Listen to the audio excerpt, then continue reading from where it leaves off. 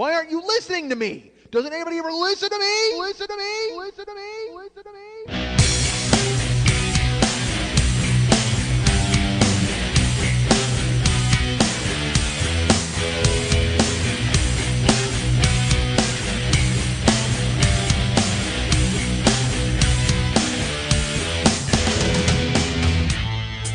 Blame yourselves for this fucking word salad that I just spit all over the goddamn plate. This is all your fault. You and I like to. That's it. I work under the cover of darkness because I don't need the rest of society to look in my eyes and know that is a bad person. Hey, what's happening, Mike? That was a weird hey. Holy shit, was that weird? Hey, what's happening, Mike Schmidt, 40-Year-Old Boy Podcast. That's probably the worst hey in the history of this show. I'm not going to lie to you, folks. That was the worst hey I've ever uttered. Maybe in the history of my life. That may be the worst hey I've ever uttered. And that's including when I was singing Get Off My Cloud with the Rolling Stones on stage, on tour, when I was on the Tattoo You tour as a youth. That's right, I was 13, and I toured with the Stones as a backup singer. So what? So fucking what? That's the life experience I bring to you, folks. That's why you tune in every goddamn week. You're like, oh, man, I want to hear more Tales from the Road with Mike Schmidt and the Rolling Stones. That's what this entire show's about. Wow, that's weird. But you know what's funny? Because I open the show, I always say, hey, what's happening, Mike Schmidt, 40-Year-Old Boy Podcast. I always thought that was the way I open the show all the time. But if you listen, folks, if you buy year 1 or year 2, which are available right now at MikeSchmidtComedy.com, as I try to reach into your electronic pocket at all times for something or the other, for Kickstarter or to get you to buy some tweakedaudio.com/40 earbuds. Oh, and I'm wearing them right now, and they're very comfortable, folks. And get this, tweakedaudio.com/40. I found out another use for the tweakedaudio.com/40 earbuds. Amazingly, they bring you amazing music in your ears, and you can plug them into your iPod vagina in the car. Well, not in the car. That would be stupid. Then you're listening to your engine? That's stupid. No, if your iPod vagina, you got to plug in your iPod and then plug in the earbuds into your iPod. You still need a conduit to get the music, folks. I'm sorry. You can't just plug the earbuds into any hole you see and hear me. I wish you could. God damn, I wish you could. Tweaked is working on it. Right now in the tweakedaudio.com/40 laboratories, they're like, how can we get Mike Schmidt's voice pumping out of every single hole in this fucking country? I don't know why they would swear so much at R&D over there. That doesn't make any sense. I want them to calm it down. Tone the language down, Bruce. Get an iron fist on these folks. So tweakedaudio.com/40 earbuds are amazing for when you plug them into your iPod or into your computer and you listen to my voice. And they come in many different colors, as we've talked about. But folks, did you know this about them? I don't know if you know this, because they are a cord and they're very strong. They have the tensile strength of copper wire. You can use them for autoerotic asphyxiation. That's right. Learned that just this week. Because I was staring at them. I'm in my house. I'm staring at them. I'm like, all right, these are earbuds, and I enjoy using them. I use them when I'm recording my show or when I'm listening to music or when I'm on a plane, which I will be later this week, folks. But I thought, there's got to be something else I could do with them. So I was like, I could probably hog tie somebody with them. But folks, believe me, very hard to find a volunteer to get hog tied. Whether it's an experiment or not. John Wayne Gacy killed that for everybody. He really did. Because he was all about the rope trick and, hey, man, come on home. I'll show you some magic tricks. And sure enough, you sit in a chair and then you get your arms tied behind you. And then you realize, oh, no, this fat dude's going to fuck me. God damn it. How stupid could I have been? Why do I like magic? See? This is why I get to the point that nobody should like magic. Fuck you, dollar bill and an orange. Fuck that. Nobody likes magic. Fuck off, pitcher of milk into a newspaper and it's gone. I don't fucking care. See, it just leads to fat guy raping you. That's all magic does. Magic leads to you getting raped by a fat guy. Literally, that's in any context. If you're watching David Copperfield in a giant arena, when you leave that night, eventually you're going to get raped by a fat guy. That's how it works. So now, as I sit there and I try to get volunteers to test the tensile strength of my tweakedaudio.com/40 earbuds, and I say, hey, why don't you come over to my house and get hogtied? Immediately, fucking lights go off in their brain, and they go, no, remember that was Gacy. Gacy ruined magic and fucking hogtying for everybody. Damn you, Gacy. Oh, that's got to be the worst feeling in the world, really, when you do that. Because you give yourself over and you're thinking, all right, well, this might be a plan. Your guy's like, hey, come on over. I want to talk to you about a construction job. By the way, I like magic. And you go, well, really? Could you show me a trick? Oh, no. At that point, all you're saying is, all you're saying is, hey, can I blow you? That's all you're saying. If a fat guy brings you to his house and says, hey, do you want a construction job? And by the way, I like magic. If you say, hey, show me a magic trick, all you're doing at that point is communicating your desire to have a cock in your mouth. That's it. Don't ever ask to see a magic trick from anybody because you are going to wind up ass up, face down, tears in your eyes.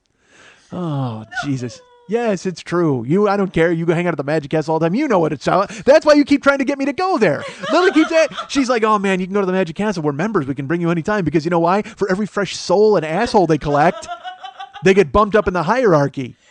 Pretty soon she'll be living up there, for Christ's sake, because they went ahead and brought so many fucking virginal asses to get raped by Fucko the Great. You got hidden rooms and sliding panels, and Neil Patrick Harris is up there. Of course, there's buggery going on. Neil Patrick Harris runs the whole thing. That guy's half a gay. And I say half a gay because he plays straight guys on TV, but in real life, gay. So I consider that half a gay. No, I don't. I don't consider that at all. You know what? I don't consider anything. I just talk, motherfucker. I could pretend like I have some sort of half a gay sort of thing, pigeonhole that I do to people. No. And that's, by the way, that's what they do up there at the Magic Castle. There's a real risk if you go up there, Fucko the Great and Neil Patrick Harris are going to pigeonhole you before you even think twice. Is this your card? What's that? The 8 of diamonds? Whoa, wait, what are you guys doing? Guy pulls 9 scarves out of your ass. That's what happens, fuck. Oh. He comes on you in rainbows and then he waves his hand over. It turns into rice. Just a crazy bukkake party like every magician they pull their cape back and they just shoot a load all over you and then they wave their hand over. You're amazingly dry. I'm not going up there.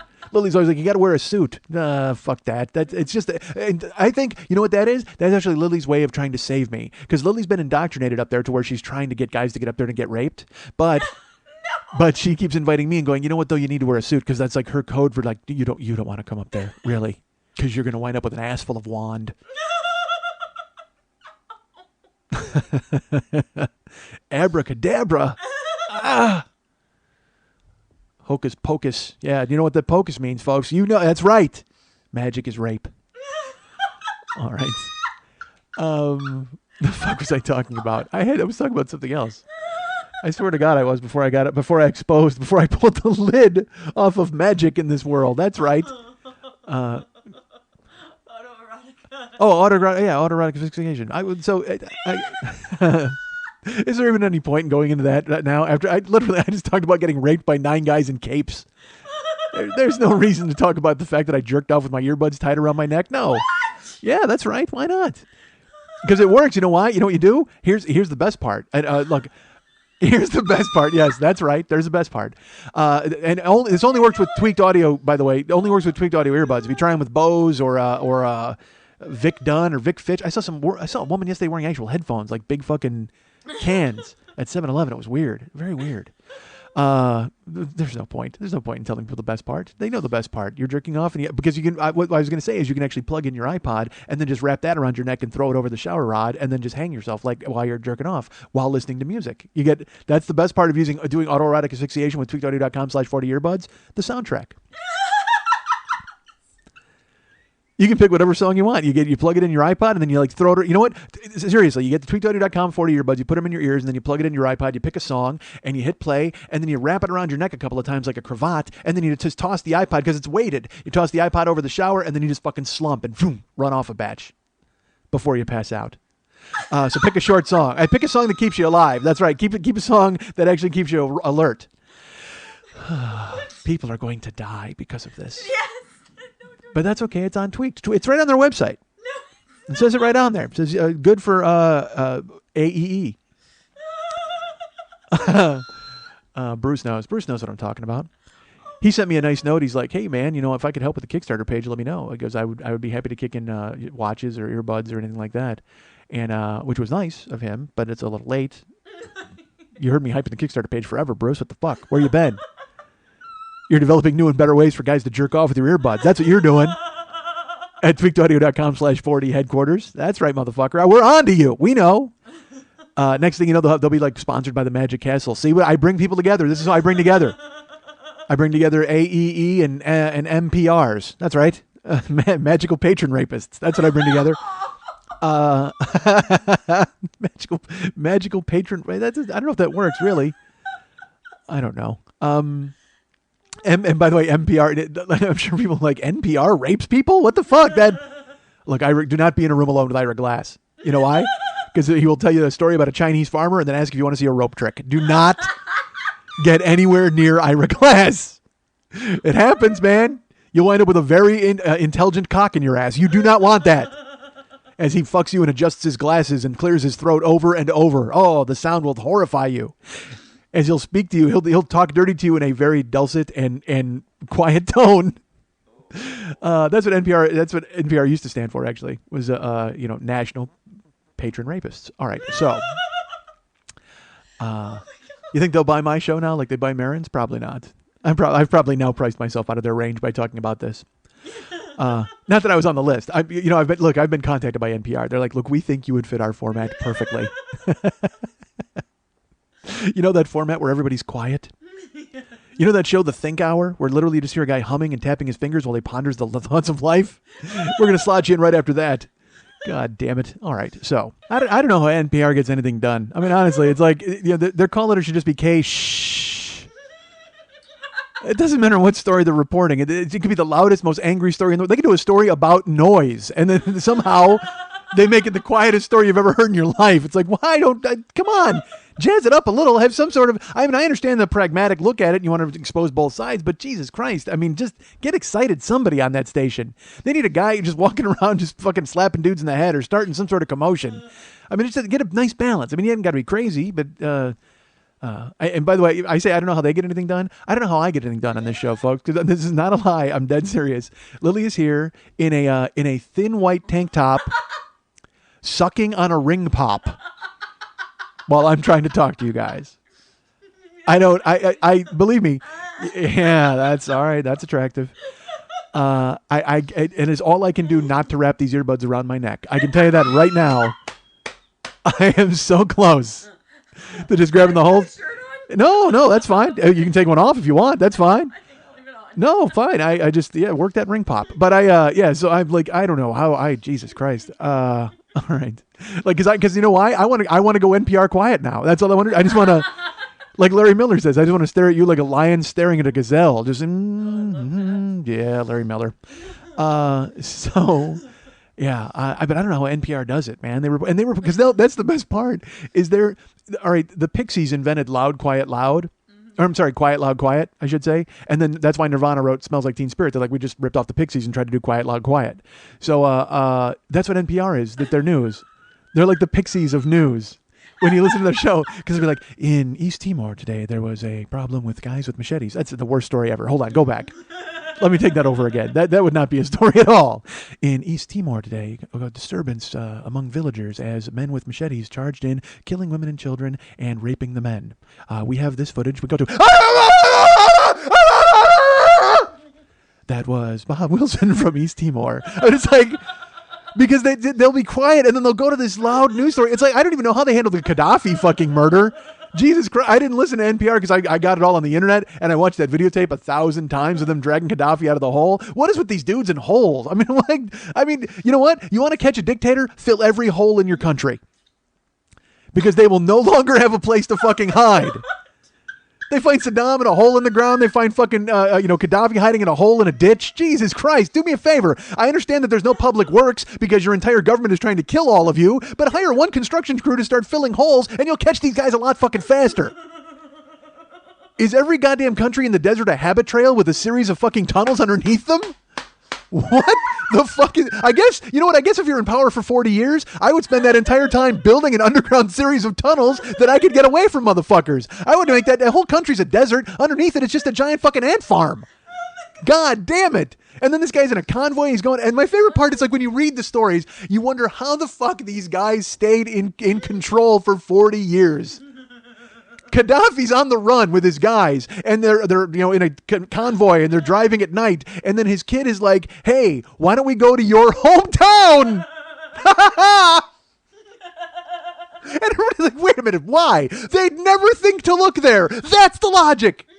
Holy shit. Gaddafi and his men are the Goonies. That's who they are. They're going to go hide somewhere because they'll never think to look for us here. Holy shit. Fuck you, chunk. They'll find us immediately. Fucking Gaddafi doing the truffle shuffle in a goddamn desert hole. Holy shit. And then they drag him out. And like, so NPR, how do they report that? There's like, apparently there's been a disturbance in Libya as they've caught Gaddafi. There's one dude. And it's so funny because they're so excited to have caught him. And that one dude is just yelling, Allah Akbar. Allah Akbar, which is, I guess, God is good, or he's giving praise to God, that they caught him as they drag his bloody body through the fucking street. And he's alive. Like, you watch that video and it starts, and now it's so funny. Then people Zapruder the film the shit out of it. And did you see that they fucking stuck shit up his ass? No. Oh, dude. I mean, it's so funny. People are like, they're all clucking their tongues and they're pointing their fingers at these people. They're just like, oh, I can't believe that this happened with, because Gaddafi got sodomized. They show him there's a shot. It's a real quick shot, but if you go frame by frame, there's a guy basically fucking, putting a gun barrel up Gaddafi's ass. And when you're watching it, it's so funny because I don't understand the language, but I'm sure if there was a translator, you would hear Gaddafi say, hey, does anybody around here know magic?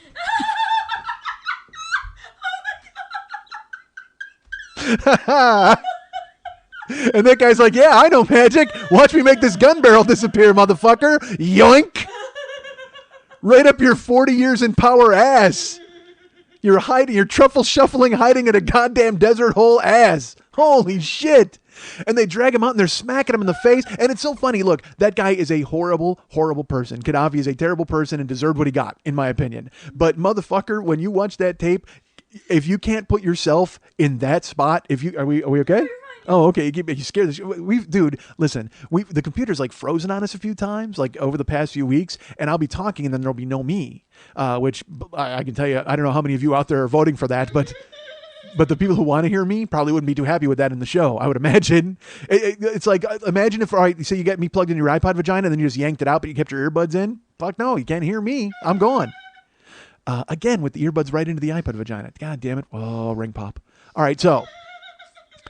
But you watch them people dragging. Well, let's stop. So you see these people, they're dragging Gaddafi around, and he's screaming, and everybody's screaming. They're yelling Allahu Akbar. And what I'm so tired of now, what was I talking about? I was talking about something before the chords almost came out. Oh, about putting yourself in that situation. Because, I mean, you watch him and you see what's happening. And look, it's a terrible thing. And you remember all the horrible things that he's done. But if you put yourself in that instant of being surrounded, guys are shoving stuff off his ass and they're fucking slapping him in the head and they're screaming. And he normally would have like 20 dudes come in and murder all those people. You know what I mean? It's just, see, that's the thing. You can't have death squads at your disposal because you lose touch with the common man. If the common man has complaints and you can just wave a hand and fucking 9 dudes with machetes go in and just carve the fuck out of everybody, then you're going to lose the ear for complaints that you would normally have as a leader. Your go-to-itiveness to get things done and really improve the lot of life of your people is out the window at that point if you can have them murdered at any time. And so that's all coming home to roost as they're dragging him through the desert. And these people who are after the fact saying, oh, it was terrible. We need to investigate his death. What the fuck are you talking about? You need to investigate. There's no investigating. They killed him. Because it's like he was alive, and then all of a sudden he's got a bullet hole in his head and a bullet hole in his chest. Guess what? They killed him, and then they dragged his body through the fucking street. I don't understand why did you expect them to be calm in that situation? For 40 years, he's been murdering them in the streets. He's been killing them and their fathers and their uncles, and anybody who disagreed with him was going to get fucking whacked. He became a punchline in America, so maybe we looked at him less, as less of a threat, or maybe we didn't look at him as such a vicious monster. But if you realize the shit that he fucking did, he got everything he deserved. The only thing they should have done, quite frankly, is they shouldn't have killed him. They should have kept him alive and fucking put him in a cage in center town and just put him in the stocks and rape the fuck out of him. Do whatever the fuck you can. Honestly, I'm serious. You should take that guy to a fucking magic show for the next 40 goddamn days. Yes, it is nice. Fuck that. I'm serious. I don't understand these people who are like, oh, well, it's terrible what happened to him. Yeah, it is terrible. But for 40 years, motherfucker, and it all came home to roost. He didn't get nearly what he deserved. He didn't. He got the easy way out. They killed him and his kid, and they dragged him through, and they took a video of it, and they shoved shit up his ass. Not nearly enough for 40 years. Unless somehow they had dragged him through the desert every day and shoved shit up his ass for 40 years. The next 40 years, then maybe it would have paid off, but still not, because he's the one man suffering where he made millions of people over the last 40 years suffer at his hand. I don't understand these people who are clucking and pointing their fingers and saying the UN needs to get in there and investigate, because, let's be honest, you've seen clips from fucking Libya. You've seen these people. They're not exactly calm and rational in this situation, and I don't blame them. If this guy had been, he's the boogeyman. They actually caught Frankenstein's monster, and they're fucking putting him to death. This is their boogeyman. This is the guy they were told the evil stories about when they would go to bed, and now they caught him. They fucking caught him, so they can do whatever the fuck they want with him. If only, the only thing they did do is they should have not killed him. They should have just, because they were so desperate. It was like, they should have just fucked him for years and years and years. Yes, they should have. You should have, because those dudes in the street are carrying him. They're so excited. You can see they can't even control themselves. It's like they saw a woman reading. I mean, they lost their fucking minds. They're jumping around and they're just hitting them in the face and they're fucking yelling Allahu Akbar because they don't know how to fucking contain themselves. They're so goddamn happy. In the background, you just hear them shooting. That's how they celebrate in those countries. Here we high five because we don't have guns.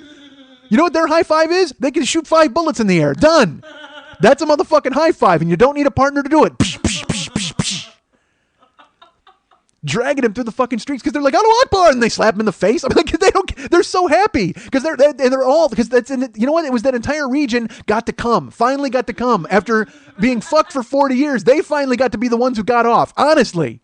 And if anything, all of them should have just thought about baseball and just had a bloodgasm later. You know what I mean? God damn it. And maybe not baseball. They have no fucking idea what baseball is over there. What's that fucking game where they ride on horses and they kill a goat? What the fuck is that?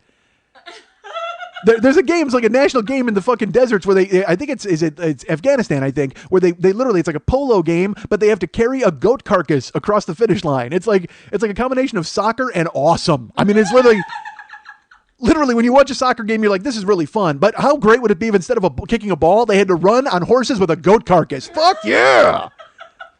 I think that catches soccer on in America. Who's against that? Who's against that in America? You know who? The goats. That's it. That's the only people against that sport. Bushkazi? Is that what it's called? Bukshazi? It's like, yeah, it's not Bukaki. Again, though, but they should have held off their bloodgasm. But Bushkazi, I think. It's a bunch of dudes on horseback and they're running around with goats. God damn it. That's what they should have done with him. They should have played a big Bushkazi game where they fucking just dragged him around and they carried him across the finish line, kept him alive. Because if I was the people in Libya and they were like, oh, you know, the UN is saying that you really shouldn't have done that. If I was them, I would just go, ha ha ha ha, and just shoot in the air and say, Allahu Akbar. Then I would wrap a woman in black clothing until she couldn't walk. Literally just wrap her from head to toe and just put a ring pop right in her mouth. There you go. Work that. I love the fact that people watch this situation and they want to impose rationality on it immediately. You see the situation over there. You saw what's been going on. There's been a country torn to strife by civil war, all hunting down their former president, trying to find him because he's having his own people kill his own people. And then all of a sudden they get him and they dig him out of a fucking hole in the desert. They drag him to the streets with a group of people screaming God's name, shooting in the air, slapping him in the face, sticking things up his ass, putting him on a flatbed truck. And then, of course, I just love the fact that, all right, look, this is our times now. This is what our times are. This entire group of guys, they're from Libya. They're carrying weapons. They find Gaddafi. They're slapping in the face. They still had time to stop and put it on YouTube. That's fantastic. Oh, hold his head up. Hold his head up. I want to compete with Epic Mealtime. We're going to get so many views. So they drag him through the fucking desert. They're slapping the shit out of him, and then they shoot him. They strip him naked, as like I said, jamming things in his ass. They're celebrating, and they're dragging his naked carcass through the streets. And then, to keep him from being torn apart by the victorious citizens, they lock his dead body and his son's dead body in a meat locker in a supermarket. And what is the first thing we say here in America? Wow, that's a shame what happened over there. We should investigate that death. And it's a good thing now democracy can come to Libya. Yeah, because that's what those people are thinking right now is, oh my God, Gaddafi is dead. Let's drag his body through the streets and shove some desert shit up his ass. And then let's all go to the local elementary school and stand in line with our driver's licenses to vote. Fuck that. These people can't even stand still right now. You're going to try to get them to impose democracy on their goddamn nation? That's perfect. I'm sure the elderly in their country are getting, and actually, you know what? The elderly are the same everywhere. The elderly over there right now are sitting there. They've got their rulers and their books, and they're going, what was your name again? Karzai? I think you're at the wrong school. No, this is Muammar Gaddafi East Elementary School. You want to go across town to Muammar Gaddafi West Elementary School. Don't go to Muammar Gaddafi North Elementary School. And there is no voting at Muammar Gaddafi East Elementary School because we are storing more bodies there. Please, you want these motherfuckers to vote. I got news for you. Go ahead and try it. Go ahead. I dare you to go and implement democracy in Libya right now. At the state they're in, you know what they're going to vote for? They're going to vote to dig up Gaddafi and fuck him again. Ooh, Lily, I can see your nipples.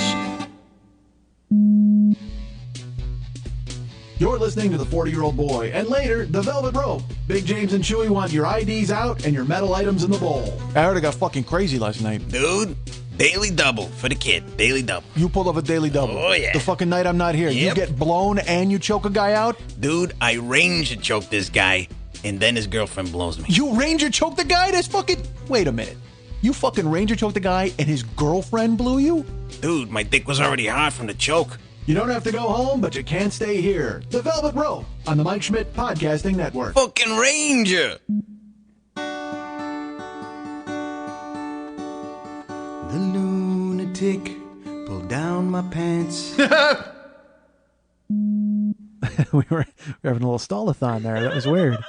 Well, she had her finger poised over the button, and I was talking, and she was talking, and then I was quiet, and then she gave me 9 possible titles for this segment, and then I went, I'm ready. And she said, oh, sorry, but that's fine. We got to calm down, folks. I was just looking at the. All right, when you talk, we use Audacity. For those of you out there who are just starting to podcast and trying to figure out exactly what equipment to use. We're using Audacity this week. We change every other week. Sometimes I just shout into a megaphone and we record it with a boombox and we put it out. I will be honest with you, that we didn't care for that method, quite frankly. We tried. I mean, we gave it a shot because we're experimenting all the time. Because folks, look, we're just learning this podcasting thing just like you are. We're going baby steps, trying to figure out how to get listeners and how to get people on board with us. That's what we do. If only there was somewhere I could swap ideas with people. All right, so I have, but today, so this week we're using Audacity, and I looked back at the beginning of the show, the first whatever half hour of the show, and I kept talking at the same pace pretty much. I was like, and poor Lily has to do the job afterwards, so she's got to mellow me out and kind of I level it, or I don't know what the fuck you do. What do you do? What's it called? Magic. No, you don't do any magic. My ass would be a lot more sore when I left here. Lily's normalization. That's what it is. So Lily has to normalize me in some way, and which is honestly that is the worst possible word to use regarding me when you would think about it. Normalize me, and it's so stupid. That's dumb to say. I don't proclaim to be I'm not out there. You ever hear those guys? I'm edgy. I'm out there. Like Saget does it all the time. It's like I'm not edgy or out there. I'm an idiot. That's all I am. Because I wish I had great stories. You know what I mean? I can tell the shit out of a story. I could walk to the mailbox, walk back to my house, and see a spider in a tree and tell you about it for 30 minutes. Doesn't mean it's great. Just means I can fucking do it. But other people have like real stories. When I see these guys, we're getting podcasts now. When Ari Shaffir is Joe Rogan's guy, and he goes on the road with him and opens for him. And I'm like, Ari's got to have the most amazing fucking stories to tell. You know, all these guys have real stories about real places to stay, and Hope stories, and all those guys. And I don't do anything, man. I don't do a fucking thing. It's just I can tart the shit out of whatever I do. I can tell you a goddamn story about a pencil that'll take 45 minutes, and you'll be wrapped. No, you won't. You'll be going, why the fuck is this idiot talking about a pencil? And you'll be wrapping your fucking tweakedaudio.com/40 earbuds around your neck, not realizing the pleasure that awaits you once you do.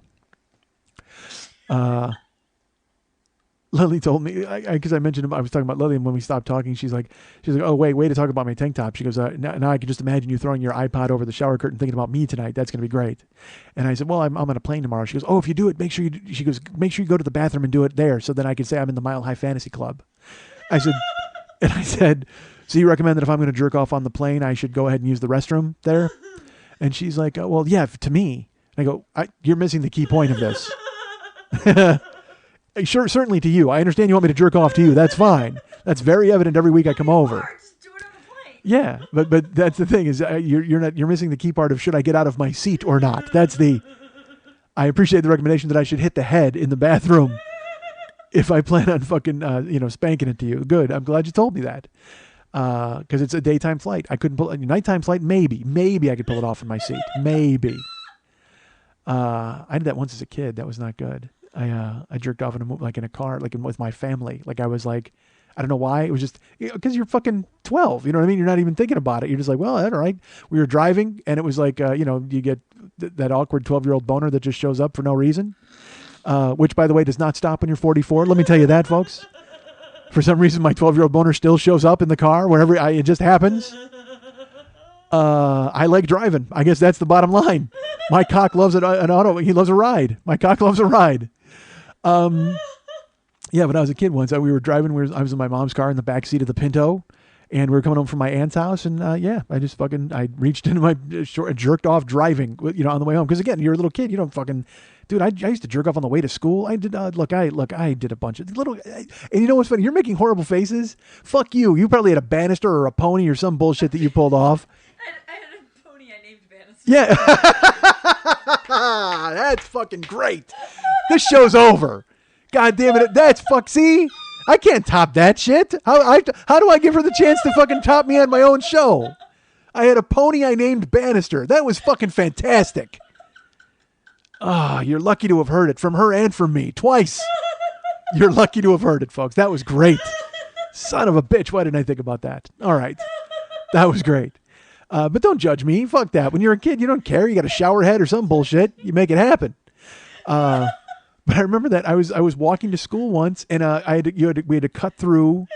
And it's funny now that I think about it. I was just a healthy pedophile away from getting fucking raped, because I had to walk to school and I had to cut through a field, and it was like all tall grass, and there was just a tiny path through it. So you were surrounded by just tall grass, and it was one path. So I mean, if I was walking and a pedophile who was concerned with his health was coming the other way and saw me, because I literally just stopped in the path and jerked off and on the way to school. Like, I just did it. I'm like, yeah, let's do this. Because it was outdoors. It was exciting. I was excited to be outdoors and jerking off. All of this is maintained through my life. I can't lie to you folks. There are trips and triggers for all of us. And yeah, outside is one of them for me. All right. So,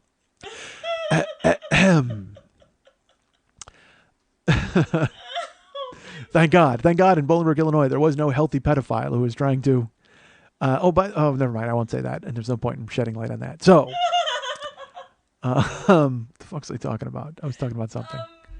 I don't know. Bloodgasms. That's it. That's what we were talking about. So, sure. Yes, that's, of course. Well, you stole the whole show with Pony Named Bannister. Literally, the name of the show should be, I named my pony Bannister. God damn it. That was great. It's untoppable. That was great.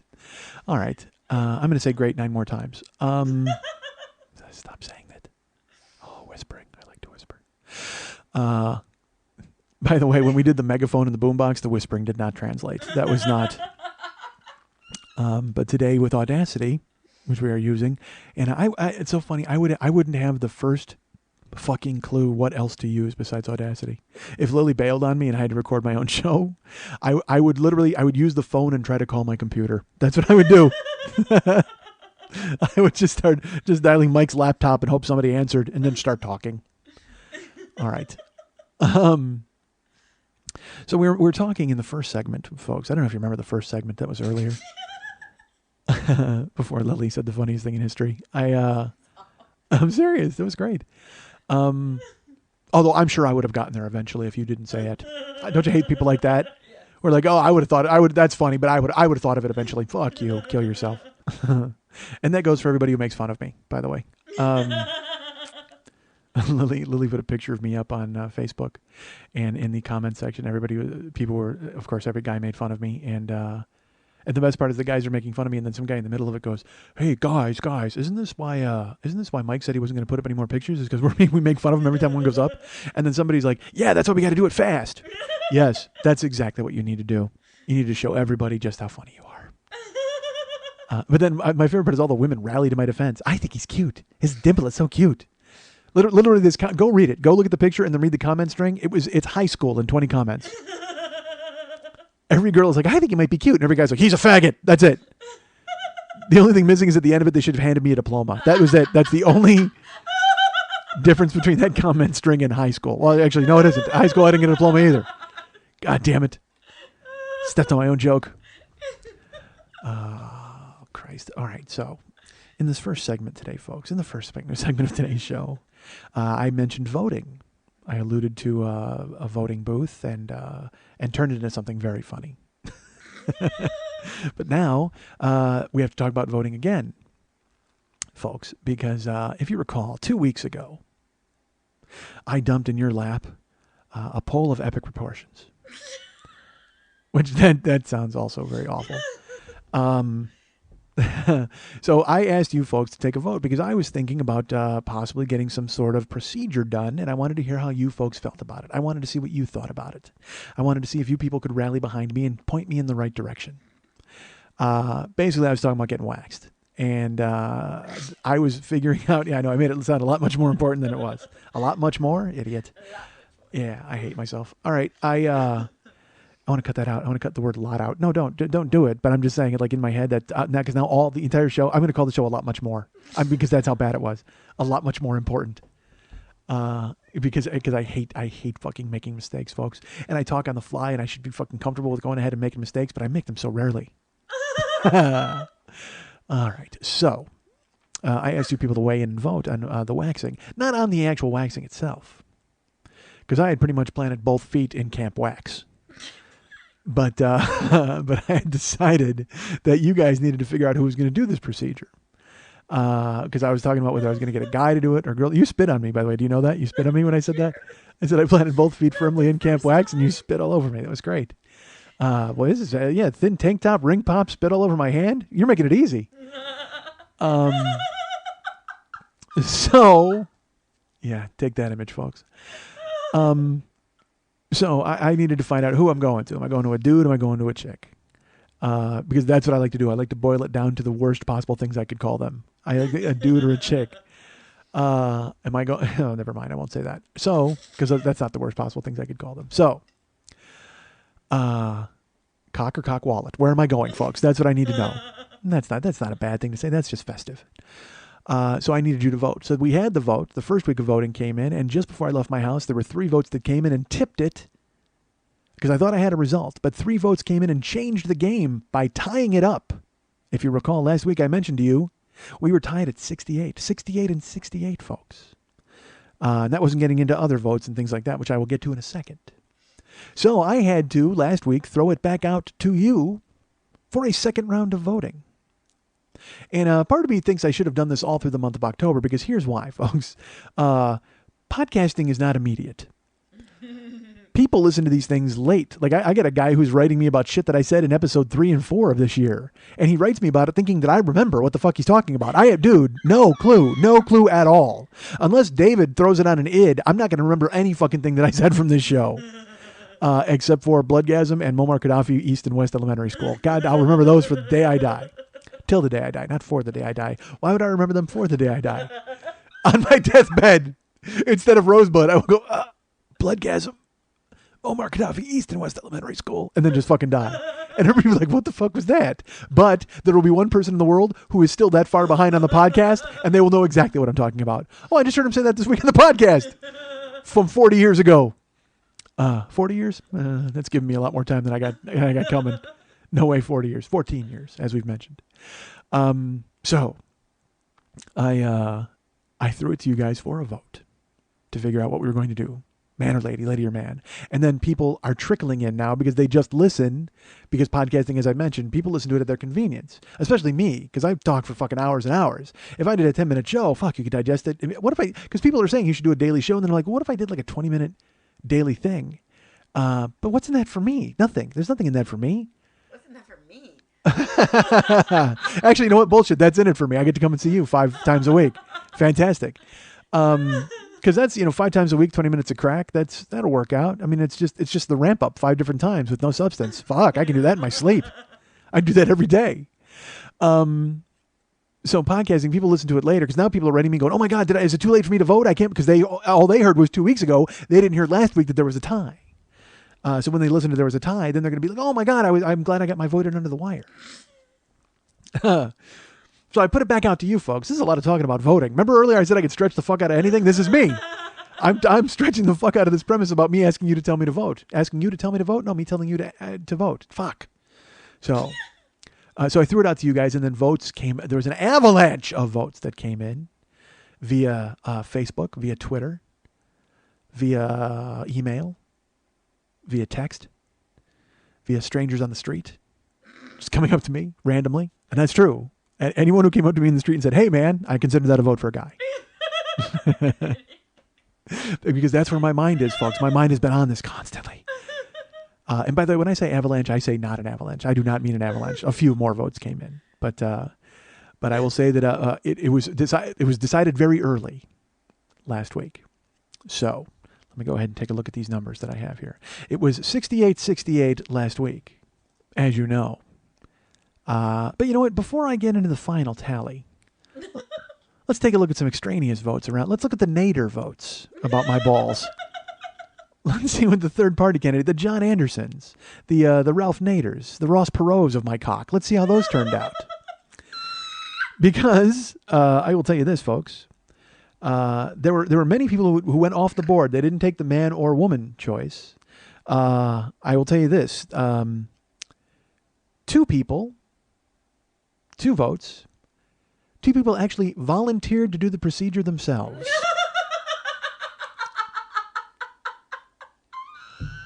One of them was joking. That's our friend Lily. Our friend Lily, who saw me in Denver. Lily and Jason, who saw me in Denver. Well, Lily, she volunteered to do it. And I actually wrote on Facebook, I go, now that's what I'm talking about. Like, literally, here we go. And she was like, well, I don't know how to do it, but I'm sure we would get through it together. Like, it almost seemed like she was considering it finally. Because when I jumped on board, she's like, well, maybe I don't. Like, I said, I don't care. To me, that's worth it. Let's go through this blindly together. But she was joking. But however, Colleen in San Diego was not joking. Oh, Jesus. Colleen in San Diego she is a masseuse and a yoga person. And I think it's just a general all around hippie. And she was like, hey, I come to Los Angeles for clients and I actually do that, independently. And I would be willing to do it, for the show. She wants to come and occupy my balls. Apparently she's a hippie who will occupy my balls. So she volunteered. She was like, yeah, I can do it. I would come up boy, did that seem, look, I love awkward. All right. And she was saying, she goes, you could actually record it for the show. She was like, and I'm like, yeah, of course you are. Well, hold that thought. But I was like, yeah, I don't, I think even for me, that's going to be awkward. Really, really awkward. Because I don't, it's weird enough getting this done. All right. And it's strange enough asking you guys to participate even via voting, but to have somebody actually hands-on that it listens to me and knows me kind of, that just seems like, it's too close to somebody stealing my playbook. You know what I mean? I don't need that information out there. I mean, I pretty much revealed all that I pretty much can. But I guess I don't need a corroborating opinion, conflicting or confirming. Oh my God. Colleen in San Diego, thank you. But I'm going to have to pass on your lovely offer. So that was 2 people who actually volunteered to do it themselves. 4 people out there, actually wanted Lily to do it. Because they know that Lily has, used to own a salon. And so they're like, look, why don't you just gotta have Lily do it? Because it doesn't matter. They're like, come on, it doesn't matter. You guys are like brother and sister anyway. It's like all platonic. Like my favorite part is people actually trying to talk me into it, like in their emails and stuff. You really should have Lily do it because again, you guys, there's nothing there. So it's like, it's, certainly, you're just like brother and sister. It would be just like a clinical medical procedure. She's done it before and you're just there. It's, you guys just be able to relax. And yeah, that's exactly right. Please, by all means, keep typing things that you think are going to convince me to do this because that's not going to work. I got 2 words for you. Tank top. I got 2 more words for you. Ring pop.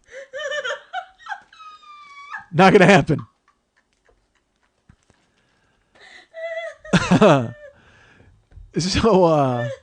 So the 4 people who actually voted for Lily, thank you. But Thank you. but I'm going to say no. This is weird. 13 people, 13 Ross Perot voters voted for me to do it myself. To find a way to do it like with Nair or a self home waxing and tape the whole procedure, like YouTube it and do it myself and record it for the show, either do it live on the show myself or just video it. And actually they were saying that I could use Nair, but then they were saying that I should use like a home wax kit and do it myself. Which, I mean, I guess I understand that because they had their reasons. They thought it would be fun or interesting and funny, but I don't find that fun or interesting or funny at all. That's just, look, I do enough cock abuse on my own. I don't need to enter that realm. If I'm going to do that, I'll just fucking shave again. You know what I mean? The whole point of this is to bring others into my little circle. That's what I'm trying to do here. I want to put my hands behind my head and lean back and enjoy the experience. All right. I don't want anything to do with, believe me, I've done it before. I've got my own methods and I've, almost bled out several times from them. So if I can't trust myself with a razor, the last thing I'm going to do is trust myself with hot wax on my cock. So 13 people who wanted me to do it and thought it would be funny and all that. Yes, certainly it would probably be funny for a second. But also there's when you think about it, if I do it and I do take one strip and it hurts, who's to say I don't just bail on it myself? You know what I mean? It's like, if I'm in, I'm in. So it's too easy for me to quit if I do it myself. So 13 people who said that, thank you. I appreciate it. But I have to say no. So let's get to the final tally, shall we? As of last week, it was 68-68. All right. Now, I don't know the best way to do this. Do I reveal one gender and how many came in? Or do I say remember it was 68-68? And then do I say what the second week the tally was? And then give you the numbers? Why don't I do that? So last week, it was 68 men, 68 women, as I mentioned. And I should tell you, a lot of people who came in and said, well, I broke that down. Let me give you this. Should I give you the breakdown of what people's reasons were, or should I get to the final tally first? Breakdown of reasons. All right. I should, out of the people who voted for Guy, all right, there were, and this is legitimately true. Well, I can't give numbers because that will give stuff away. All right. But let me say there were a healthy amount of people, and this was their reasoning for why having a guy should do it. And this is, I'll get to the numbers afterwards. But there were people who said that men know all about the spots on a man, and they would know much more about the waxing and the pain and being able to manage it because they've got the same equipment, and they would realize exactly what I was going through.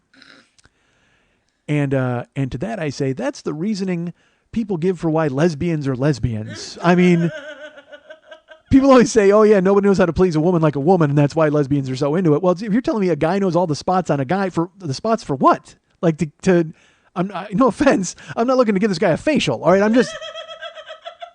I'm looking to get waxed and get the fuck out of there. I mean, I don't want to I don't want him to know my spots, quite frankly. I have no interest in this guy knowing my spots, but that was what everybody said. They said that he knows the equipment, so he would know how to treat it. And that just seems, I mean, yeah, if I was going to fuck the guy, yeah, that seems to make sense. But as far as waxing, it's all the same. It's just utilitarian, and you wax on, wax off. It's Miyagi time. That's it. You know what? Maybe I go to Macho. Maybe I get Macho to do it. He's got plenty of experience in wax on, wax off. And then when we're finished, he can stay on the floor. And then afterwards I'll paint his fence. So, horrendous. So yeah, there was a large number of people. I can't give the number because these will give things away. But this is legitimate. I will tell you this number. 19 people, and this is true, voted for me to go to a guy because they legitimately thought that I would punch the waxer.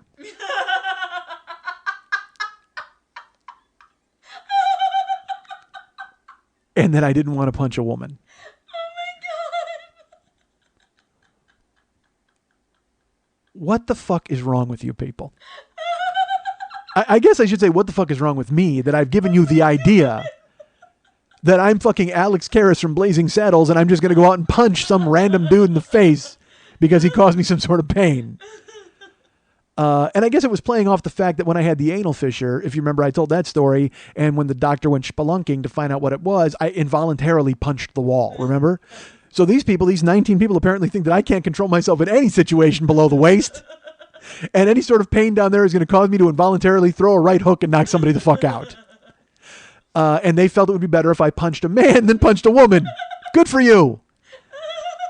And like legitimately meant it. Like that was the thing, is they were saying it like, I guess kind of with a tongue in cheek a little bit, but and by the way, speaking of tongue in cheek, 8 people voted. Never mind.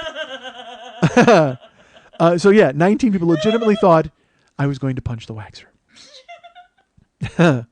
And of the women's, so that's the breakdown of guys, and then other people who just voted man because they said, oh, it's a better story. Yes. And it's going to be more awkward for you. Thanks, folks. Appreciate it. So then I'll be honest with you, I was shocked it was a tie last week. I could not believe that everybody didn't just go, Guy, ha ha ha. But instead there were a lot of people. I told you there were people. Oh, I should mention this number. There were 7 people who didn't think I should do it at all. I mentioned last week, our friend Mary was saying, no, I don't like the way that looks on a guy. And even though I made fun of it last week, other girls wrote me and said the same thing. No, I don't like the way that looks on a guy.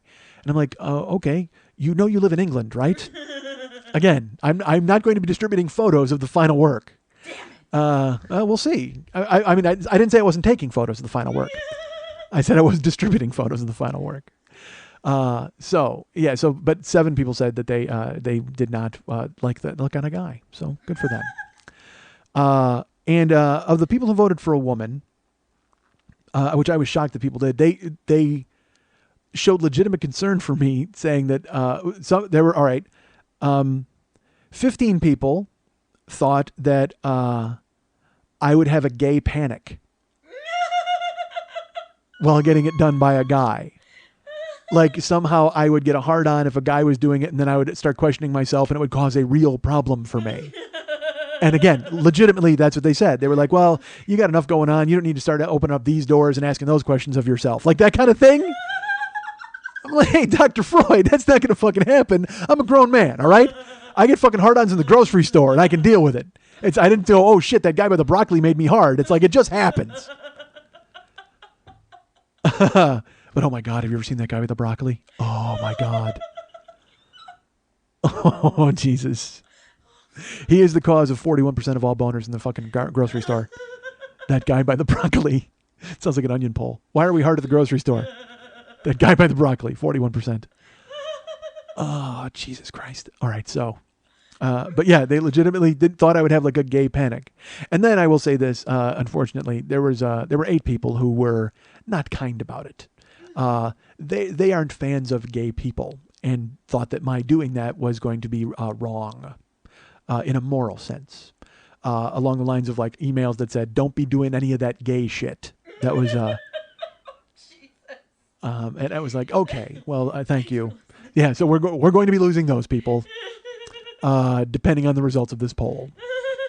I think even talking about it may have lost these people, quite frankly. The very fact that I would even think about it was horrifying to these people. Like, you're not really serious about a guy. That reminds me, one time, all right, I don't know if I ever told this story, but fuck it, I'm telling it. We were sitting at my buddy Jeff's house, and we were talking about horrible things as me, Jeff, and it was me and the UN of Evil. It was me, my buddy Jeff, my buddy Dennis. And we were watching the Bulls or something, hanging out in his house, and we were talking about girls and things and conquests and whatever. And I was relating a story about this girl and, having done some work for her in a capacity. And look, we all know when I've mentioned the move. You know what I'm a fan of doing. All right. Well, imagine if I flipped her over and went to work there. All right. Does that give you an idea? Yeah. All right. So I was talking about eating ass. Basically, I was telling that story on some girl. And I finished telling the story or whatever, and we're all just sitting there watching the Bulls, and I go to use the restroom, because of course I have to jerk off immediately after telling my own story. No, I had to use the restroom. Because you know why? That guy from the broccoli came on TV. Oh, boner, run it off. So I was talking about eating ass, and I go in to use the restroom, and my buddy tells me later on the drive home, Jeff says, Dennis looks at him and goes, Schmitty's not serious about eating ass, is he? And Jeff just looks at him and goes, what do you think? Why did you ask him when he comes back out here? Like Jeff wants nothing to do with the conversation. But I just figure I'm telling stories, you know what I mean? And I leave that Schmitty's not serious about eating ass, is he? What do you think? All right. So that's what these people are like, you're not serious about going to see a guy, right? That's not really going to happen. It's like, what do you think? Luckily, people swooped in and saved me from that fate. Possibly, allegedly. But of the people who voted for women, 41 of them thought it would be more awkward than going to a guy. They were all like, dude, this is going to be even more awkward because you, again, for 18 years, you haven't been, nobody else except for, like I said, a couple of random Asians and a chick at a Black Crowes concert. Nobody else has put a lock on my jock like a pit bull, to quote Kool Moe Dee. And folks, look, if you have a day goes by that you don't quote Kool Moe Dee, that's a day wasted. All right. I'm just going to do that. I'm just going to quote old school rappers now for every show. There will be one nugget that I'll drop in. Can I kick it? Yes, you can. All right. Q-tip. So, folks, 41 thought it would be more awkward for me to see a lady or a team of ladies, which I really wanted to do. Yeah, I want a team of ladies. So that covers the breakdown pretty much. So let's get to the final voting. Let's get to the final. It was 68-68 going into last week. And I can tell you that the next week, it was a rout. It started out as a rout, like right away when I got the next day, once people started voting, the first 7 votes were this particular way. And then it just continued that way throughout the rest of the week. So it was 68-68. All right. And I can tell you now that the final voting is 126 to 94. Wow. Because by a vote of 58 to 26, you folks out there decided that I'm going to be getting waxed above a gay bar in Santa Monica.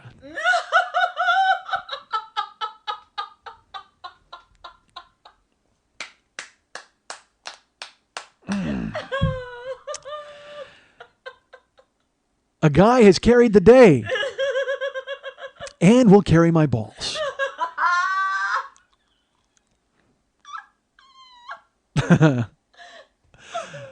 It was brutal. Like the first 7 votes were dude, and then it just an avalanche from there. An avalanche.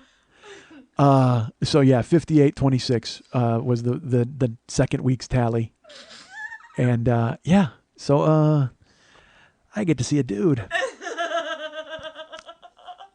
And I tried to go today.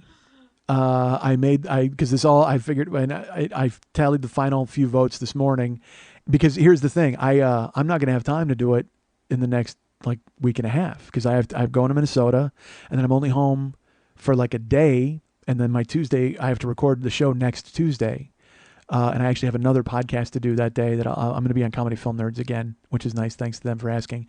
But so on my Tuesday is I can't get look, folks. My cock it's on the shelf for Tuesday next week. So I wanted to do it this morning before I came in.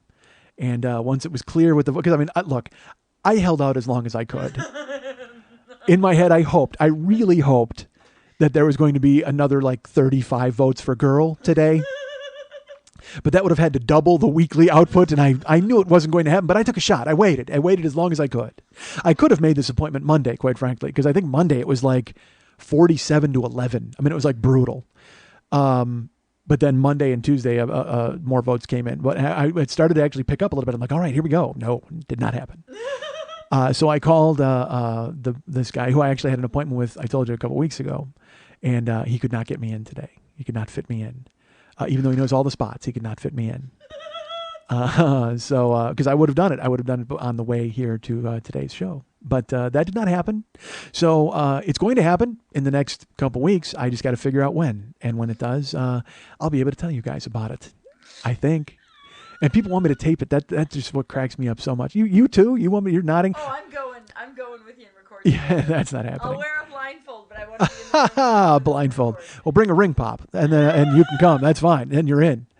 I'll tell the guy, look, I need her here. It's very important. And just what you're wearing now, and bring a ring pop. And then, yeah, you can come. Fine. I don't care. You don't even have to wear a blindfold. Do whatever you got to do. I'll just come and take notes. I'll sketch it. Oh, please do.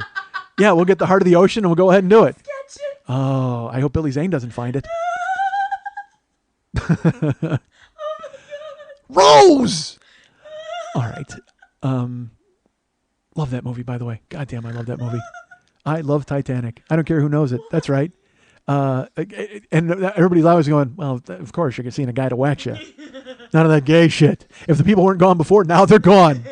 Because I love Titanic, because it's 3.5 hours, you can just leave it on. It's just fucking ridiculous. My brother Andy and I would make fun of it all the time. I think I talked about it on here. Iceberg, right ahead! Like, oh God, Andy kills me. And those fucking, the Irishman, of course, drinks and the fucking, we go to America. Fucking awful movie, but I love it. It's like Avatar. Avatar was awesome, even though it's fucking, the script was horrendously bad. Who cares? Awesome. All right, I'm trying to just get past the fact that I got to show a guy my cock next week. Or whenever I can, whenever I find the time. Huh? And pay him. Hey, do me a favor. I'm going to give you some dough here to handle my cock. Is that okay? And hurt me. Could you hurt my cock? I got to pay a dude to hurt my cock. God damn it. And all the guys throughout the years have hurt my cock that have gone unpaid. Now this guy's I got to hand over the green. Oh. If he'll have me. He may not have me at this point after I had to, I doubled back on him. But we'll see. I don't even know if I want to give the name of the spa and all that kind of stuff. You know what I mean? Like, we'll see. Who knows? I did a little more research on them. Once it became apparent that I was going to have to trust this guy with my cock, I was like, I need to make sure this is legit. Again, I don't want to wind up in some fucking back alley getting done by a guy with one eye. Which actually, that doesn't sound that bad. Being in a back alley getting done by a guy with one eye. As I mentioned, being outside, that's the key. All right, so I did research and I found out nothing. I found out nothing at all. I tried. I Googled names and spas and things and all about this person. And there's a little bit of information, but literally, like I said, it's just their website and there's not a whole lot of other feedback. So maybe I just don't know the right places to look. But I don't need feedback. I mean, this is happening, right? I should just trust this guy. All I'm doing is going in there and getting naked. Stupid. Some fucking lipstick camera. I went up on 4chan. God damn it. That's awful. All right.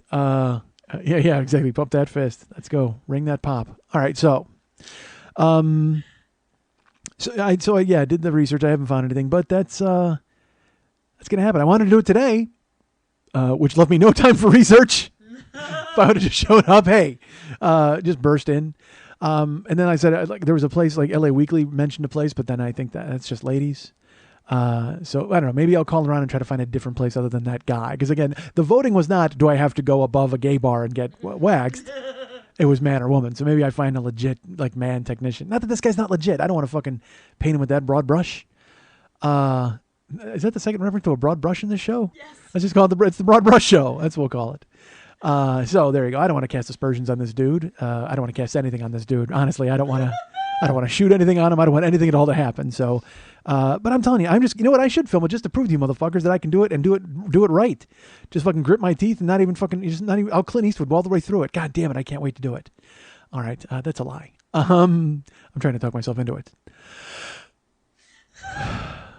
I don't have to talk myself into it. Like I said, my feet are firmly planted in Camp Wax, but I think it's gonna, and people of course helpfully sent me clips of every guy on YouTube, and also our friend Frances, who saw me in Philadelphia, she sent me a blog entry from a guy from last week talking about his escapades in Virginia or whatever of getting his wax done. And then I read it, and at the end, he's laying on the table, and he's out, and the woman is about to put the wax on, and then he's like, oh, tune in next week for the continuation of... Fuck you, radio serial of your balls. I don't fucking want to hear that. Really, a cliffhanger about your cock? Nobody's interested. You're in some fucking local bullshit blog. Tell us what happened, motherfucker. I'm not going back to hear the rest. Obviously, you lived to tell the tale. Unless there was going to be something where like, oh yeah, I died on the table. There's nothing worth coming back for. I'm sure you got it done and everything was smooth and you were hurt. There, the end. Everybody else tells that fucking story. You don't have anything to bring to it that you had to do a cliffhanger, motherfucker. By the way, cliffhanger motherfucker's a great name for a pimp. There's my man, cliffhanger motherfucker. Oh, I love it. All right. By the way, I should tell you, we just took like a 40-minute break. So Lily's like, she just wants me out of her house and I don't blame her. I can't blame her at this point. So I also had a lot of people who wrote me and they asked me questions about why I want to do this. That was another thing too. That almost outnumbered the actual votes. Was people are going, dude, why would you want to do this at all? Because you know what? I just think it's time. I think it's time that I do it because I'm a fan of it, on women. And so I'm really, that's a thing that I enjoy. And so I'm like, well, what the fuck? And cause they have to go, look, women have to go through awful things. All right. We all recognize that, right? So I need to find out exactly what it is that they have to go through to bring me exactly what I want. You know what I mean? I don't know if that's the weird way to say it. And also fuck, I mean, I've shaved and done all that. So it's like time for the next step. After this, the next step, I'm going to, you know, I'll make a dildo of myself. You know what I mean? I'll get a plaster caster and do that. That's the next move. That's all. It's literally, I'm going to die soon. So I need to do all the adventurous things I can with my cock. At this point, anything at all that requires some sort of activity or, you know, I've got a third hand. I got to bring in a new pair of hands to come in and help me out. Then yeah, that's what I'm going to do. As my cock withers and dies, as everything is the autumn of my life is dawning, I need to do everything I can. It's like some people want to skydive. All right. I want to just do everything I possibly can with my cock. That sounds awful and terrible, but true. And not accepting skydiving. Sure, I could go ahead and skydive with my cock. Why not?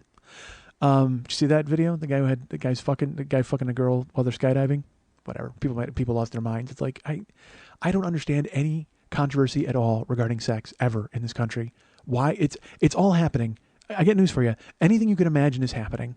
So don't get upset and don't protest. It's like these people who won't let the Sweaty Balls ice cream in their fucking grocery stores, and like some moms against mean ice cream or whatever the fuck. I don't know who they are, but they're just upset with the fucking name of the ice cream. All my kids and the name Sweaty Balls. I got news for you. When you're not around, your kids laugh their asses off and say Sweaty Balls all day, even without the ice cream's tutelage.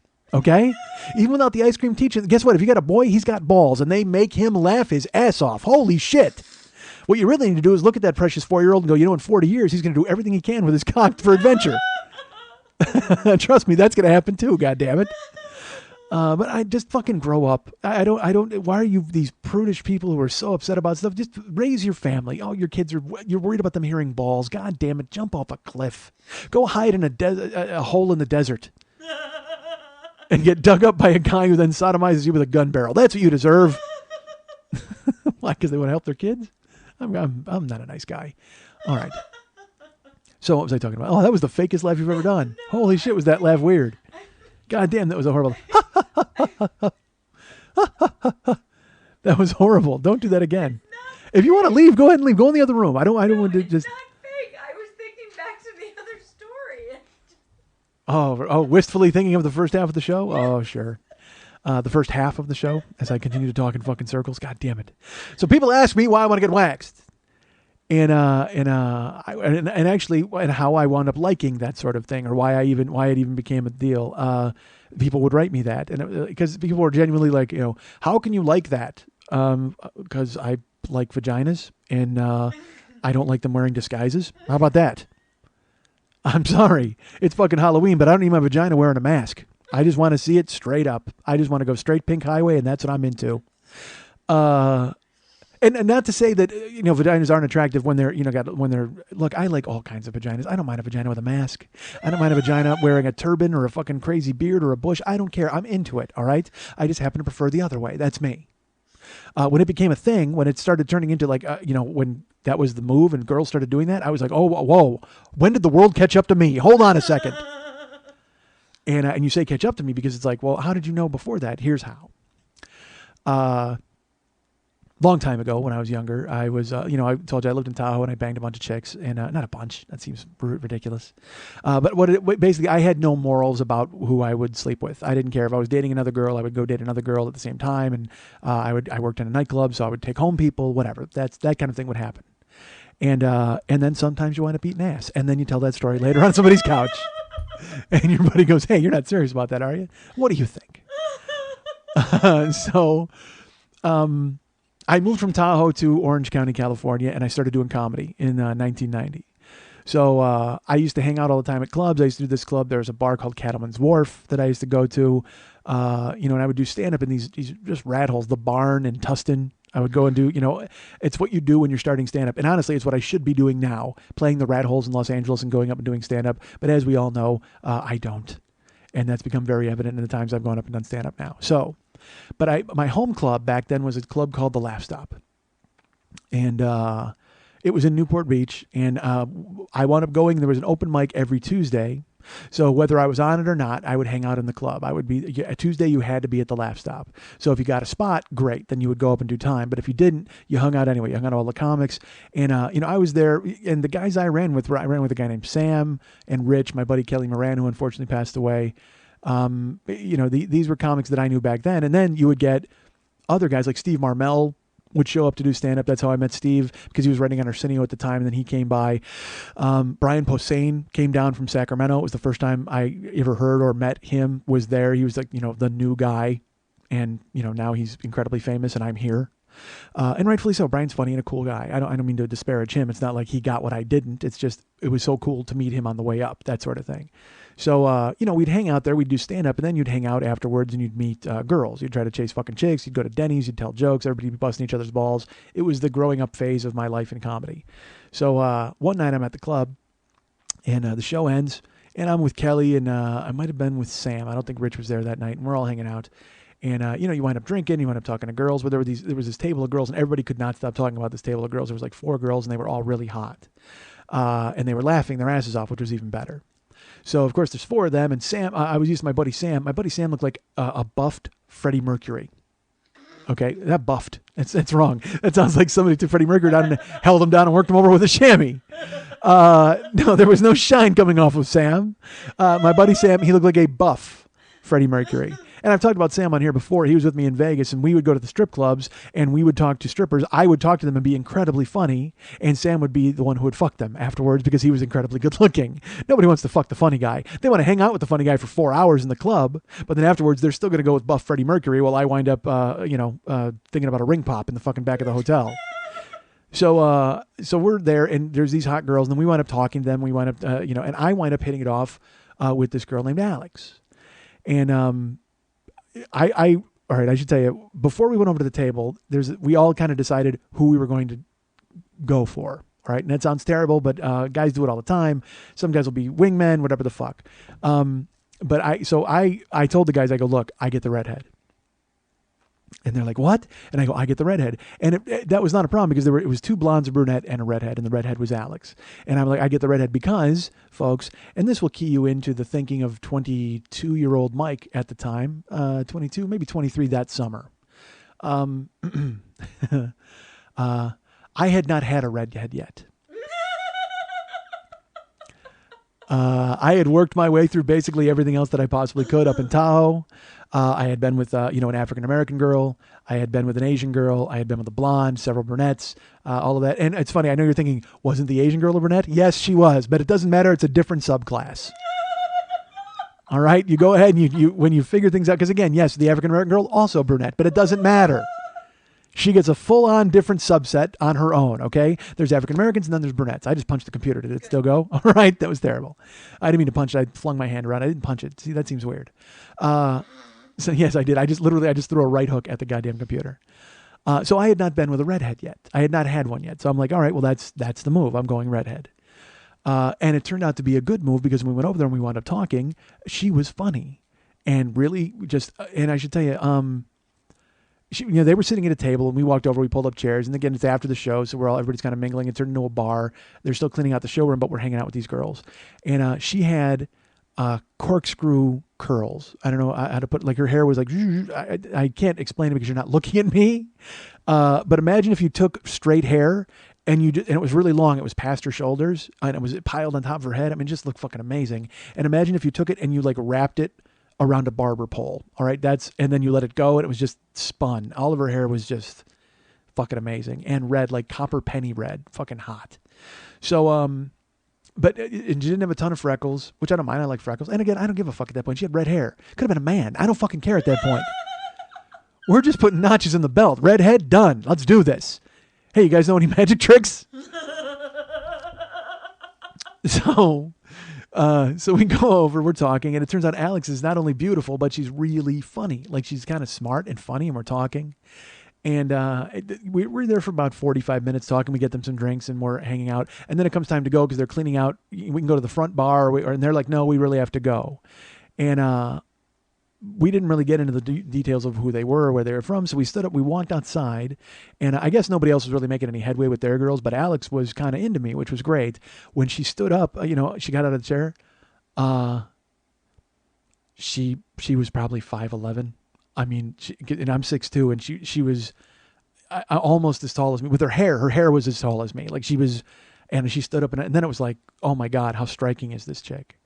And she was just wearing, just like a white like blouse with a black vest and jeans. Like she just was dressed like a normal person. She wasn't tricked out. Because the other girls were tricked out. They had like crazy makeup on and fucking skirts, but she just looked like a normal hot girl. Like, but she looked like the girl in the movie who's not hot until you take her glasses off and put her hair down. Like that thing where it's like, if you could just, and you take your glasses off and it's like, oh my God, look what happened. But she didn't even need her glasses off or her hair down. She didn't have glasses on because if she had, by the way, I'm not even doing this show because my life had taken a completely different turn because I wind up marrying her and we move. All right. So, but she stands up. She's almost as tall as me. And I'm like, whoa.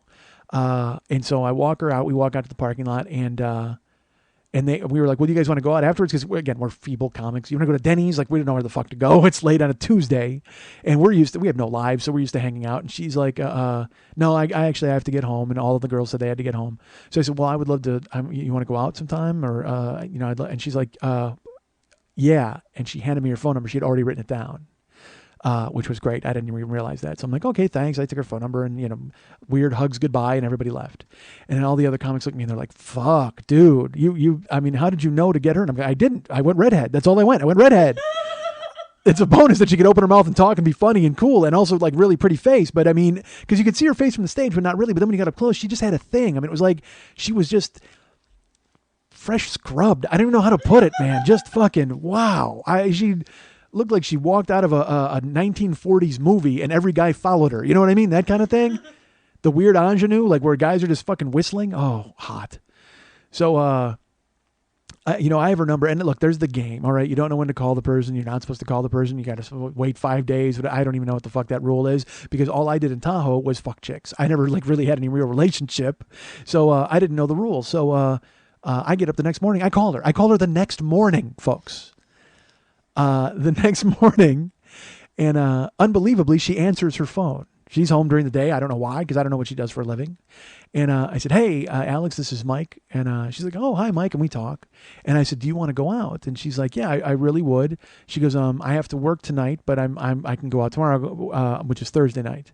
I said, what about the weekend? Because I had a gig on Thursday. She's like, nah, I have to work on the weekend. I said, all right. Well, I have a gig Thursday. I said, you know what? Fuck it. It's just like I can get out of it. You want to, because again, redhead. How the fuck do I pass on a redhead? And it's not even like a booked gig. It was like an open mic that I went to with my friends. They'll understand. And even if they don't, who fucking cares?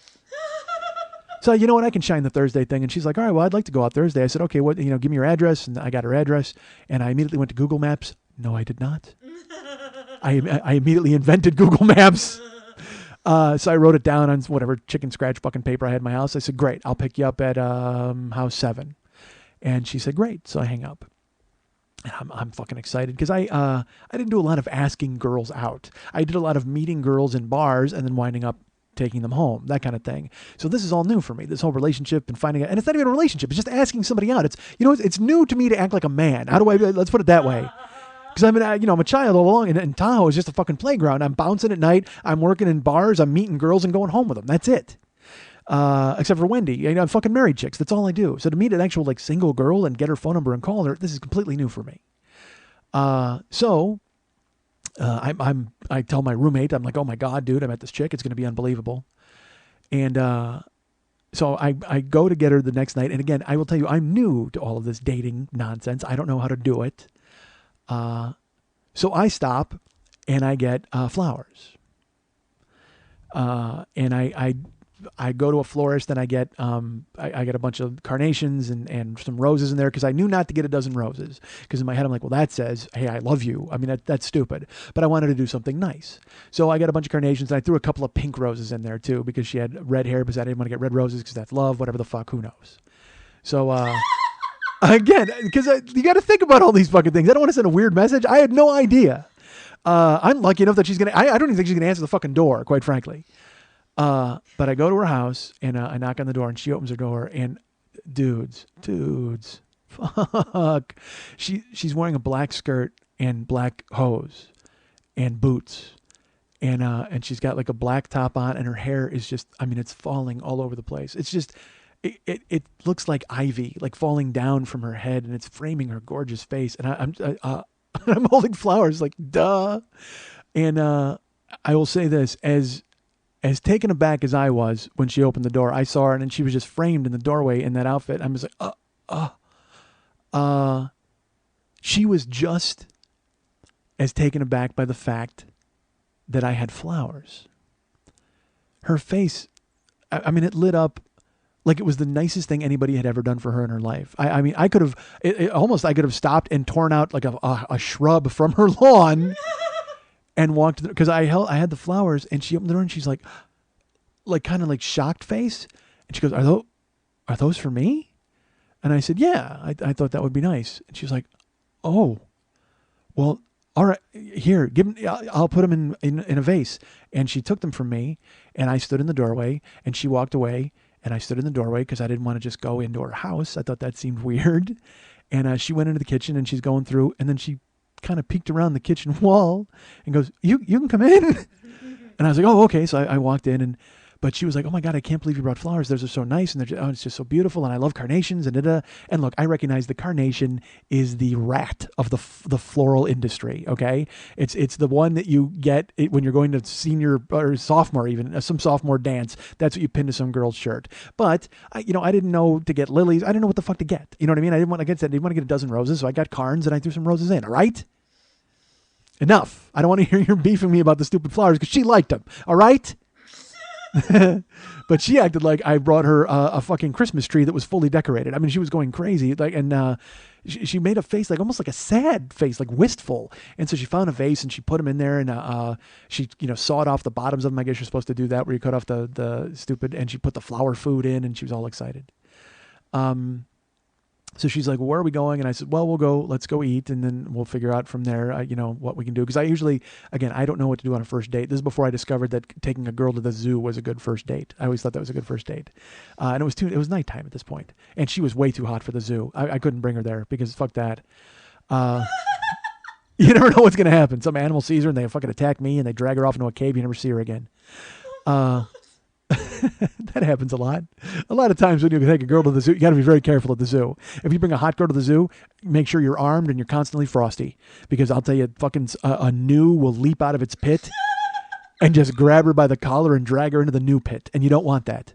Some llama will come up and spit in your eye to cause a distraction. And when you're fighting off the llama, 19 ocelots come over and they drag her off and build a dam around her. I don't know if ocelots build a dam. The beavers do. They're all in it together. They're all in cahoots. I can't tell you how many girls I've taken to the reptile house and lost. Because I'm busy battling a Komodo dragon and fucking 94 salamanders take her away. God damn, that makes me laugh. All right. Maybe the zoo's not a good place for a first date, folks. Again, I fought many battles there, pitched battles. Holy God.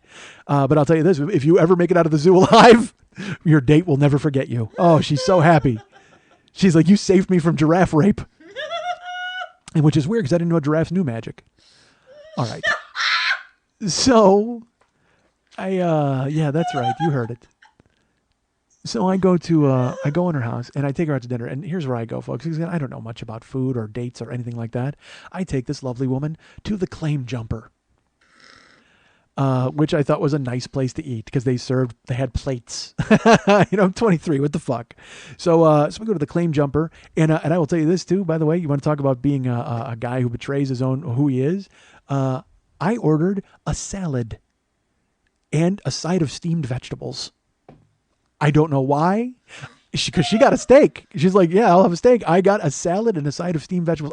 Who am I fooling? Who the fuck am I fooling? I'm a big dude. And at the time, I should tell you, I had just moved from Tahoe. So I was probably, Christ, what was I?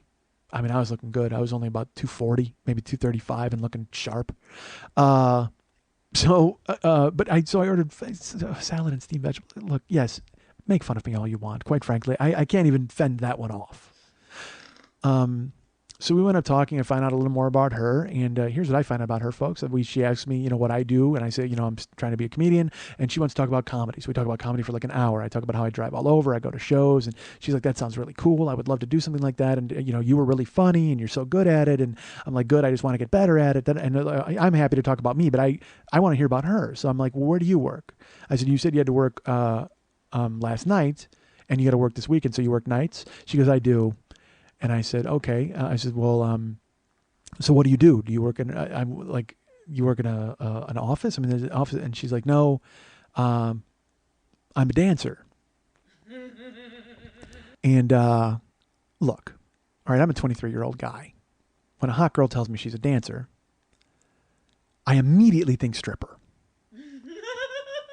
But I also recognize that's not a good move on a first date. As I'm eating my steamed cauliflower, even then, you know what? It was brain food. That's why, that's why I ordered the vegetables, because they were brain food. I was thinking at all times. And I knew it was not a good idea to look at her and go, oh, so you're a stripper, because that date is over. So I had my wits about me there, did not do that. So when she said she was a dancer, here's how I got out of it. I went, oh, like like a choreographer, like in the movies and stuff. I mean, what else am I going to say? I can't. If her job is dancer, literally, she's a stripper or a choreographer. There's nothing in between that I could have said. So I said choreographer, like in the movies, and she was almost. I mean, she was not happy to tell me. Okay, but she goes, no, I work at, and unfortunately, I can't remember the name of the club. But it was a club I had been in before. I remember being because we would, again, sometimes Denny's doesn't do it after the open mic night. So she's like, no, I work there. And I said, oh, I'm glad I was in a loud restaurant. Okay. Because, I think it was the first time you could have actually heard my cock get hard. So I'm glad there was a clank of silverware and a bunch of other stuff going on. Because then it made sense. Like, she was incredibly beautiful, but she was also funny and smart and all those things. And look, not to say you strippers are not, all right. But also the fact that she went out with me, like she was willing to go out with me, it didn't add up at all. So we're talking, we're eating, and we actually wound up sitting there for like 2.5 hours talking. And I mean, she was just interesting and funny and cool. And I really liked her. And so I asked her about the stripping, and she's like, well, I do it because I need to make money. And I was like, okay. And, I find out that she's divorced, and I also find out that she's got a 3-year-old. And she's only 23. She's my age. So she's got a 3-year-old, and, the house I picked her up at, that was her mom's house. And, she lives with her mom, and, so her 3-year-old, boy lives there as well. And they were, in another room or something when I picked them up.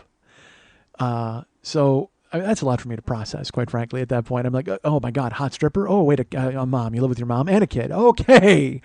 Check. But no, I'm not that heartless. I wouldn't do that. Because she was, honestly, I might have at that age because, look, I had never let any other I had never let any obstacles get in my way of banging somebody up to that point, even husbands. I mean, I did not care. But mom and kid is that's a little rough. But at the same time, she was so cool, and I didn't want to not see her. I know that sounds strange. So we wound up there, we were there for that long, and then we left, and I said, well, she didn't drink. She's like, I don't want to go to a bar because I work in a bar. And I was like, oh my God, that's exactly how I felt, because I would go to comedy and be in bars, and I hated people in fucking bars. So I said, what do you want to do? And she goes, well, why don't we can go back to my house. So I took her back to her house, and we sat on the porch and talked. And she was really interesting and fun. And I mean, it was just, and beautiful. That was the thing. It's like, for someone who had not ever really considered a relationship, to then be sitting there with a stripper with a 3-year-old and going, wow, I could actually date this girl. Like, she's interesting and I want to see her again. It was just a weird out of left field. I couldn't believe I felt that way. So then we went to say goodnight, and, I was like, all right, well, would you want to go out again? She's like, well, I work the next few days, but if you want to call me, yeah. And then we can do something next week. I said, great.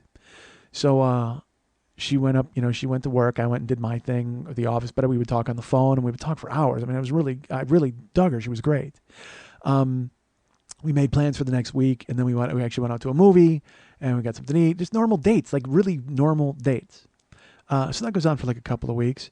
And I should tell you also, I haven't, this will sound stupid. I was so used to getting laid like the first night with people, but I was really kind of enjoying seeing her, and so I would make moves, and then she would be like, no, but nothing. So we wound up making out, but nothing else had ever happened. So that goes on for 2 weeks. So after 2 weeks, my mom is coming to town.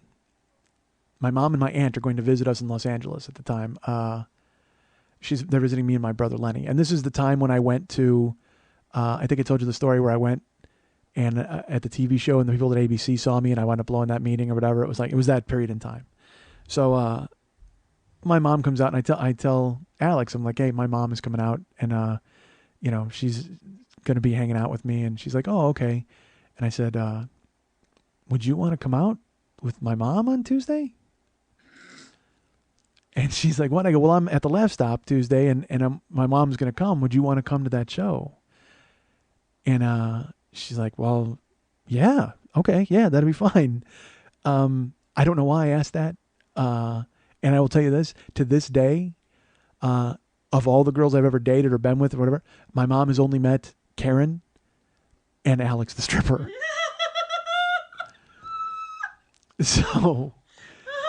So we go out that day. We're hanging out with my mom and my aunt. We're seeing the sights in Los Angeles, and then I go pick up Alex, and my mom comes to the laugh stop, and she was really cool to my mom. Like they hit it off really nice, and they sat down to watch the show. And I remember being on stage and actually having this thought. Here's how dumb I am. I'm on stage and I'm doing well and I'm doing great, and I look out and I can see my mom and my stripper girlfriend sitting next to one another. And I actually, in my head, I felt like content. And in my head, I was like, yeah, that's the girl I'm going to marry someday. Like I had that weird thought because they were getting along. Like my mom, they would like laugh and look at one another, laugh. And they were both so proud of me. That was one thing. And look, that's all I need. All right. My mom could have been sitting with a guy and the guy would have been laughing at me and looking proud. That's the boy I'm going to marry someday. I don't give a fuck. You like me, I like you. That's it. So, but they were so together and in on it, and they looked cute together. Like in my head, I'm like, oh my God, my mom actually likes her, and that's nice, because it was the first girl my mom had ever met that I was ever involved in.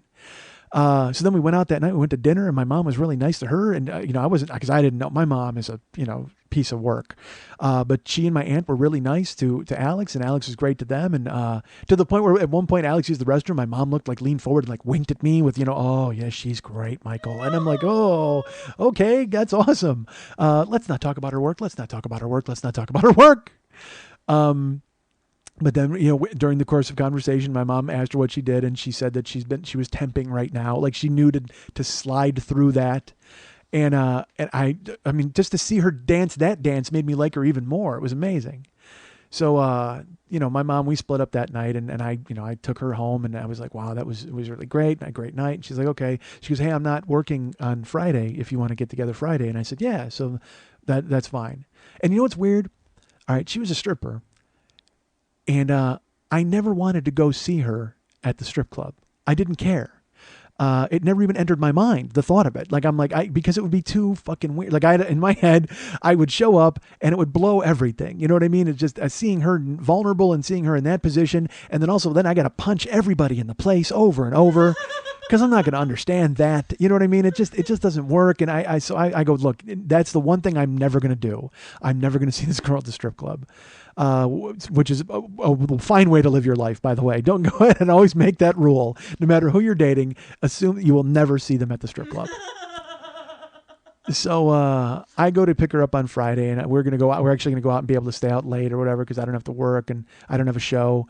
And she answers the door, and she looked fucking amazing hot. And I go, all right, well, are you ready to go? And she's like, well, come on, and I'm not ready.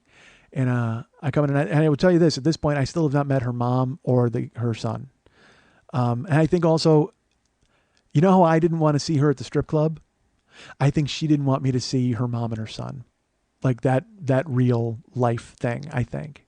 Because we had a nice little fantasy thing going on. We were just, two crazy kids who were dating and having a good time. So we get in her house, and I sit down on the couch, and she goes and she puts popcorn in the microwave. I remember that. She put popcorn in the microwave. And I can hear it popping. And she comes in, and I said, well, where do you want to go? And she goes, well, we're not going out tonight. I said, oh, okay.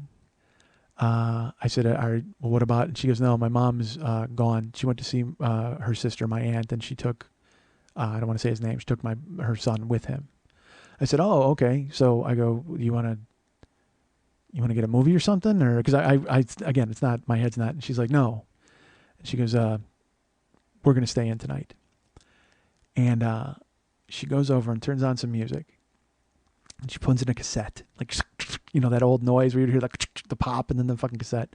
She puts a cassette in. And she hits play. And there's a song called Anything Goes by Guns N' Roses. It's not exactly sitting down on the couch and talking music. All right. It is a fucking balls out tune, and it's just, I can't even explain it to you, but it starts playing, and I know all about Guns N' Roses at the time, and she turns around and she smiles at me, and she starts dancing in the living room, and dancing and stripping in the living room. and giving me a lap dance on her couch in her mom's house. So I'm just sitting there because, again, I'm stupid. I'm like, like, I don't know what the fuck to say. You want to be smooth at those times, but this is something you're like, well, this is never going to happen to me ever in a million years. First of all, dating a stripper, any of that nonsense. Because this is before I had met Rocky Mountains, but this is before all of that, folks. This was my indoctrination into the world of strippers. I think Tahoe. Was there anybody in Tahoe? Whatever the fuck. Who cares? So I'm sitting there and she's stripping and she's lap dancing. She's on me and she's stripping, and then she starts stripping. Like, she doesn't just go down to, chamois or whatever. She gets down and she's got a chemise. What's that thing called? It's like a slip, but a half slip, silky on top. I guess that's a chamois, right? Is that how you pronounce it? A ShamWow? Yeah, she's wearing a chamois. She needed one. I fucking needed one at that point. It's it's just like a half. It's not a nightie, but it only goes down to like your navel, and it's silk, and it's got spaghetti straps. You guys know what I'm talking about. Lily's wearing one right now. Why does she not know the name of it? Camisole. Maybe that's what it is. All right, so she's wearing a camisole and panties, and she's dancing. And then she turns around, and she was long, fucking like so tall, and arms. And she reaches behind herself, like her back is to me, and she's dancing. And she does that cross-armed thing with the camisole and pulls it over her head. And so she's now it's just panties, and that's it. That's all she's wearing. And then she's dancing and she won't turn around. She doesn't turn around. I'm just sitting there because, again, I don't know what am I going to do? Get up and dance? I'm just going to fucking sit there, and she's driving at this point. And again, I should tell you, I was so fucking excited because the reason I started dating this girl, she's a redhead. That was the only reason I even sat at her table. And now I realize finally I can add redhead to my collection. And I'm going to get to see it. I'm so excited about Red Bush. I'm just so happy. And the camisole comes off, and I'm sitting there, and I'm kind of dumbfounded, and I realize this is happening. This is really fucking happening. And she's dancing, and the song ends, and it goes to another song, another Guns song, Rocket Queen, fucking awesome. So that was look how that's how fucking great she was. She even picked the best songs off of Appetite. Like, I mean, because she could have stripped a Sweet Child of Mine. Of course, anybody could have stripped a Sweet Child of Mine, but fucking Anything Goes and fucking Rocket Queen. Are you shitting me? And it comes to mind now that I have missed a crucial aspect of this. There's a crucial element that I'm not telling you about, folks, that I should mention right now. When we had been dating over the course of 2 weeks, she would wear different outfits, but she was always dressed, so I never saw her undressed. But she wore a short-sleeve shirt one day, and I saw she had a tattoo on her left arm. And I was like, wow, that's great. And she goes, yeah, it's not finished yet. But it was like green twirls, and there's some red in it. It just looked fucking amazing. But it was it was on her upper arm, and I was like, wow, that's really really pretty. Because what do you say? I don't know. Because dude, it's fucking 1990. I've never seen any chick with a tattoo. I haven't seen any of this other than some movie where everybody biker was going to get stabbed. You know what I mean? But she was like hot and gorgeous. But then she had the tattoo on her arm too, and I was like, oh, fucking hot. So it fails. I can't believe I didn't fucking tell you this. So then when she reaches with her arms, I can see her arm has the tattoo go all the way up into her shoulder. And when she turns around with the camisole and she reaches down and she pulls the thing up, this tattoo covers half of her back. It goes from her left tricep up over her left shoulder all the way down the left of her back, down to just above her ass cheek. And so then it dawned when she said it's, and my favorite part is in my head I went, it's not finished? What the fuck are you gonna color in your whole body? What the fuck? Because it was just this intricate. That's the thing is it wasn't just a solid block. I mean, it was this intricate series of flowers and vines and all sorts of stuff. And it just looked amazing. And so it went with her hair perfectly. And then she's back to me and she's dancing and fucking Guns is kicking and she's wearing just panties and she slides her panties. She's dancing still, tattoo, fucking perfect red hair. And I'm so excited because this, again, I'm with a redhead, Red Bush is coming. I'm sitting there staring at her. She's doing her dance. Fucking Guns is kicking it. I'm excited. I forget to the point where I forget I'm in her mom's house. Honestly. The weirdness of being in her mom's house is completely out the fucking window. And she slides her panties off and she turns around and finally I'm face to face. I'm going to be face to face with Red Bush. She turns around and I look in her eyes first because I don't want to be that guy. I don't want to be just body guy. So when she turns around, I make sure I'm looking at her face. So she turns around, I'm looking at her face and she's got a fucking perfect smile on with her red hair. She's got her hands above her head and she's got her breasts and I slide down to see Red Bush and she is completely shaved. I I looked, and I will say, I'll be honest with you, there was like a flash, maybe an eighth of a second of disappointment combined with confusion, because I honestly, I had never seen that ever in my life up to that point. I had never once even thought of it, never even considered it, never thought it was a possibility, never realized that that could be done. I just never even thought that that was going to be something that could fucking happen. So she turns around, fucking perfect body, 5'11", fucking hands up in her red hair, and she comes walking toward me completely shaved, and she sits on my lap and starts grinding lap dance, and she leans forward and we start making out, and she leans back and she looks at me and she goes, "Do you like?"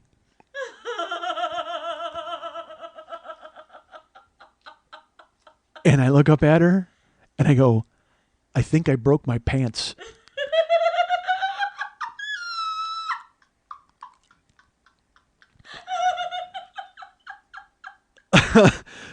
and I fucking meant it. I wasn't sure what was going on down there. It felt like a bomb went off. I'm like, what the fuck just happened? I had a hard-on that started from my car and somehow creeped into the house. I mean, I'm stupid and I don't know the right thing to say ever, because I can't be smooth ever. All right. Yes, I like. And then kiss her. No, I think I broke my pants. And she just fucking cracks up and leans forward and buries her face in my neck laughing. Can't stop laughing. And I'm like, this is probably not what I wanted. This is not what I desired to have, but that's what came out of my mouth. But we sat on, so then she leaned forward and that was it. We started going at it. And, finally I look at her and I go, is this happening here? Are we doing? And she's like, no, not now. Thank God. Because it's her mom's couch. And, her mom did not have the plastic on the couch, or else it would have worked fine. But I stood up and she wrapped her legs around my waist, fucking Officer and a Gentleman style. And we walked to her room and went to fucking work. And I can't even explain to you it was, it was if your birthday and Christmas were on the same day, but everybody still got you gifts for both. That's what it was like. Everybody says, oh man, your birthday's on Christmas, you're fucked. What if everybody celebrated your birthday and Jesus' birthday at the same time with the same verve? Like, say if your birthday was on Christmas and everybody went, oh, then you must be a friend of Jesus's, and the whole world decided to celebrate your birthday the same way they celebrate Jesus's. That's what I felt like. Jesus Christ, I just put on a pith helmet and went exploring. Oh man, was it fucking awesome. And it was just all different and new. And I was like, oh, let's make this happen. And she was into it. And that was the best part. She was into it. I was into it. It was so great. And it was just, I can't even explain it. So I stayed over. I actually stayed over. And she's like, all right, well, you got to hustle out of here because they're going to be home this afternoon. And I'm like, all right, that's fine. Got dressed. I bailed. And I was smitten. I'm like, my God. But in my head, I kept replaying that moment when she turned around, like this weird, she was almost like, it's funny, I hadn't seen Silence of the Lambs, but now that I think about it now, she had her arms up in the air, almost like Jamie Gumb style when he like leans forward, does that. Yeah, but she was not wearing a disembodied scalp. So that's good, because honestly, that would have turned me completely off for a second. So I go home and I'm like, I can't believe it. I want to tell everybody. Like, part of me wants to tell everyone, dudes, you're not going to fucking believe this. You're not going to believe this. She fucking shaved. Like, but then at the same time, I'm like, well, no, because if she was a knockoff, I would have done that. You know what I mean? If it was a one-time deal or someone I met in a club, I would have. But I felt that we'd been dating a couple of weeks and I really liked her. And now I'd been in her house where her son lived. I mean, I didn't want to betray her in that way. So I'm like, fuck that. No, you know what? This is my secret. That's it. Nobody fucking knows. That's my secret. It's between me and her.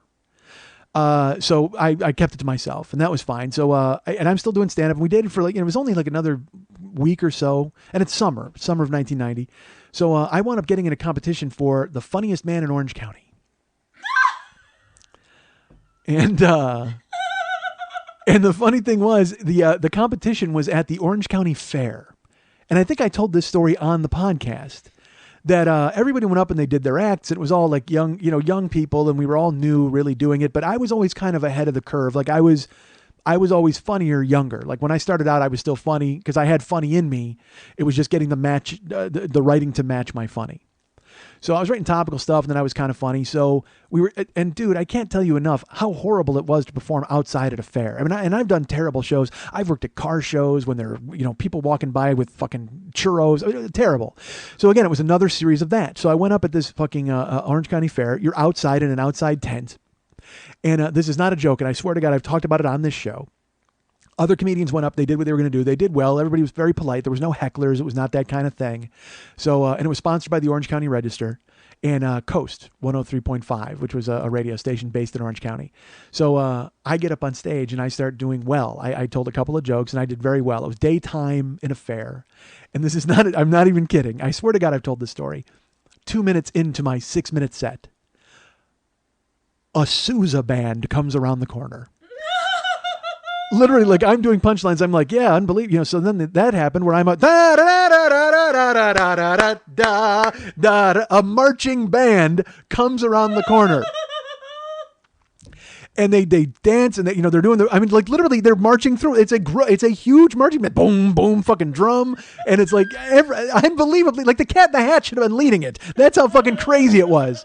So everybody's laughing. I'm getting huge laughs just from standing there. Literally, I was at the da da da da, and they come around the corner playing, and I just stand there holding the microphone, literally just stand there. I don't panic. I don't say anything. They come around the corner and they fucking walk away, and I just go, as I was saying, and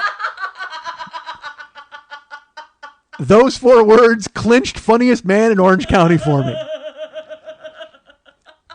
Because I didn't get pissed. I didn't get mad. Now I'd probably lose my mind, throw the microphone. What the fuck? I'm an idiot. But then I just had the presence of mind to think it was funny because it was hysterical. All of us knew it was hysterical. Why the fuck did that happen? And why wouldn't it happen at a goddamn fucking Orange County fair? So as I was saying, and I literally could have closed on that.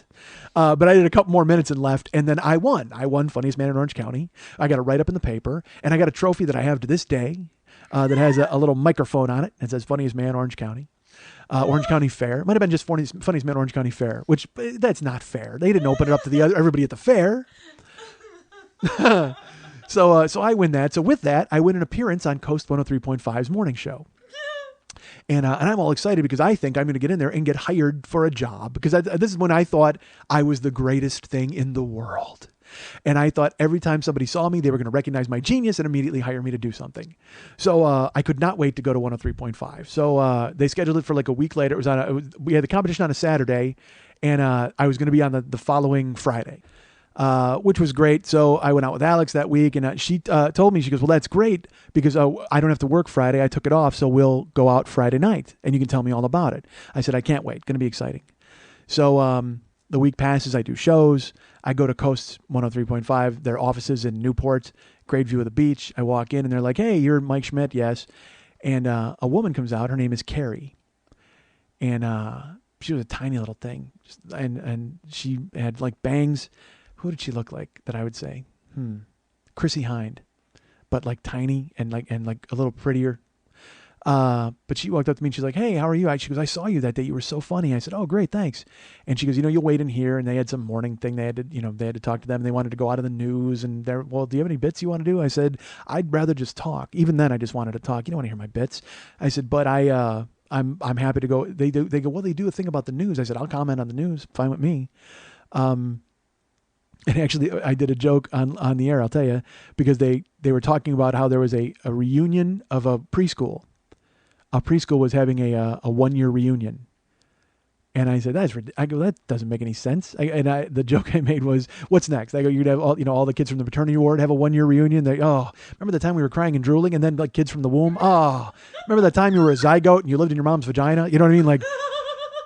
And they were not happy that I said vagina on Coast 103.5, but who cares? They all laughed, but afterwards they're like, duh. So I finish on the air and I walk out, and again, it's morning. So Carrie comes up to me and she's like, oh my God. And she hugs me, which is weird.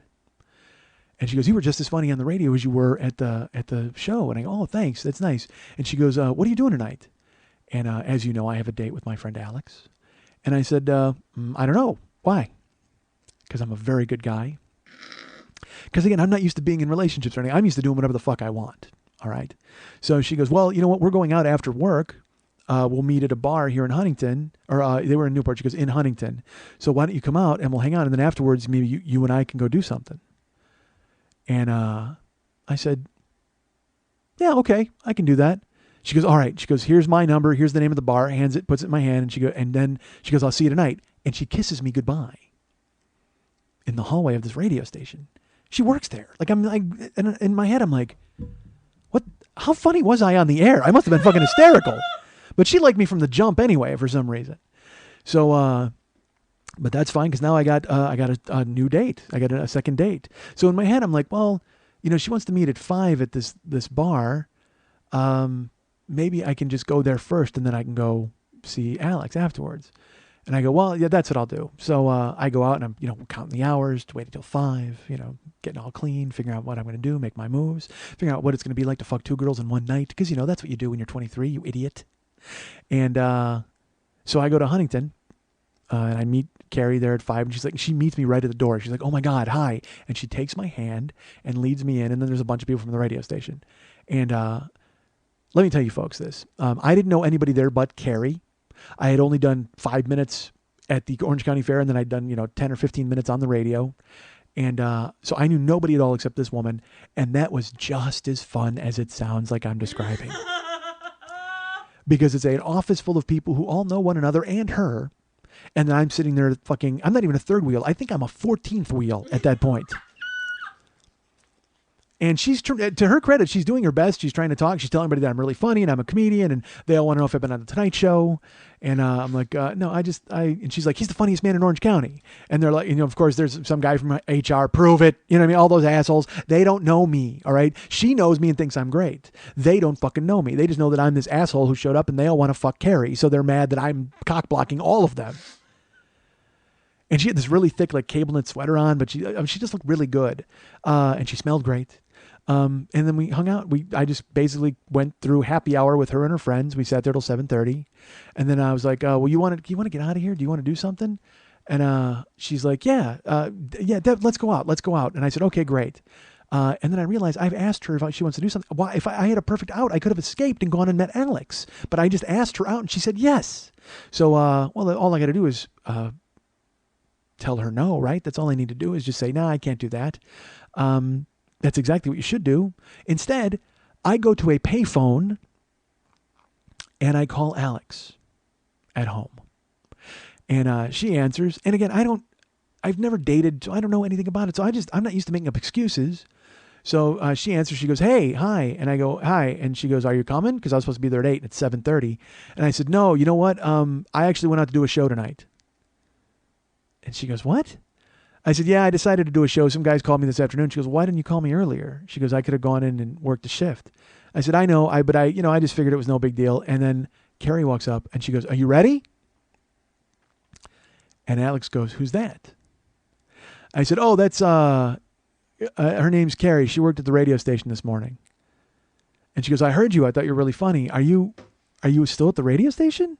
And I said, no, I'm at a show. And she goes, well, why is the girl from the radio station at the show? And like all the lies are piling up. Everything's it's a car crash at this point. I had no excuse. I had no way out. And then I reverted to the thing that I always reverted to. And I was like, hey, why are you asking me all these questions? I just told you that I can't come by. I'm going to a show, and then I'll call you tomorrow and we'll go out. And she goes, oh, all right. And she just hung up.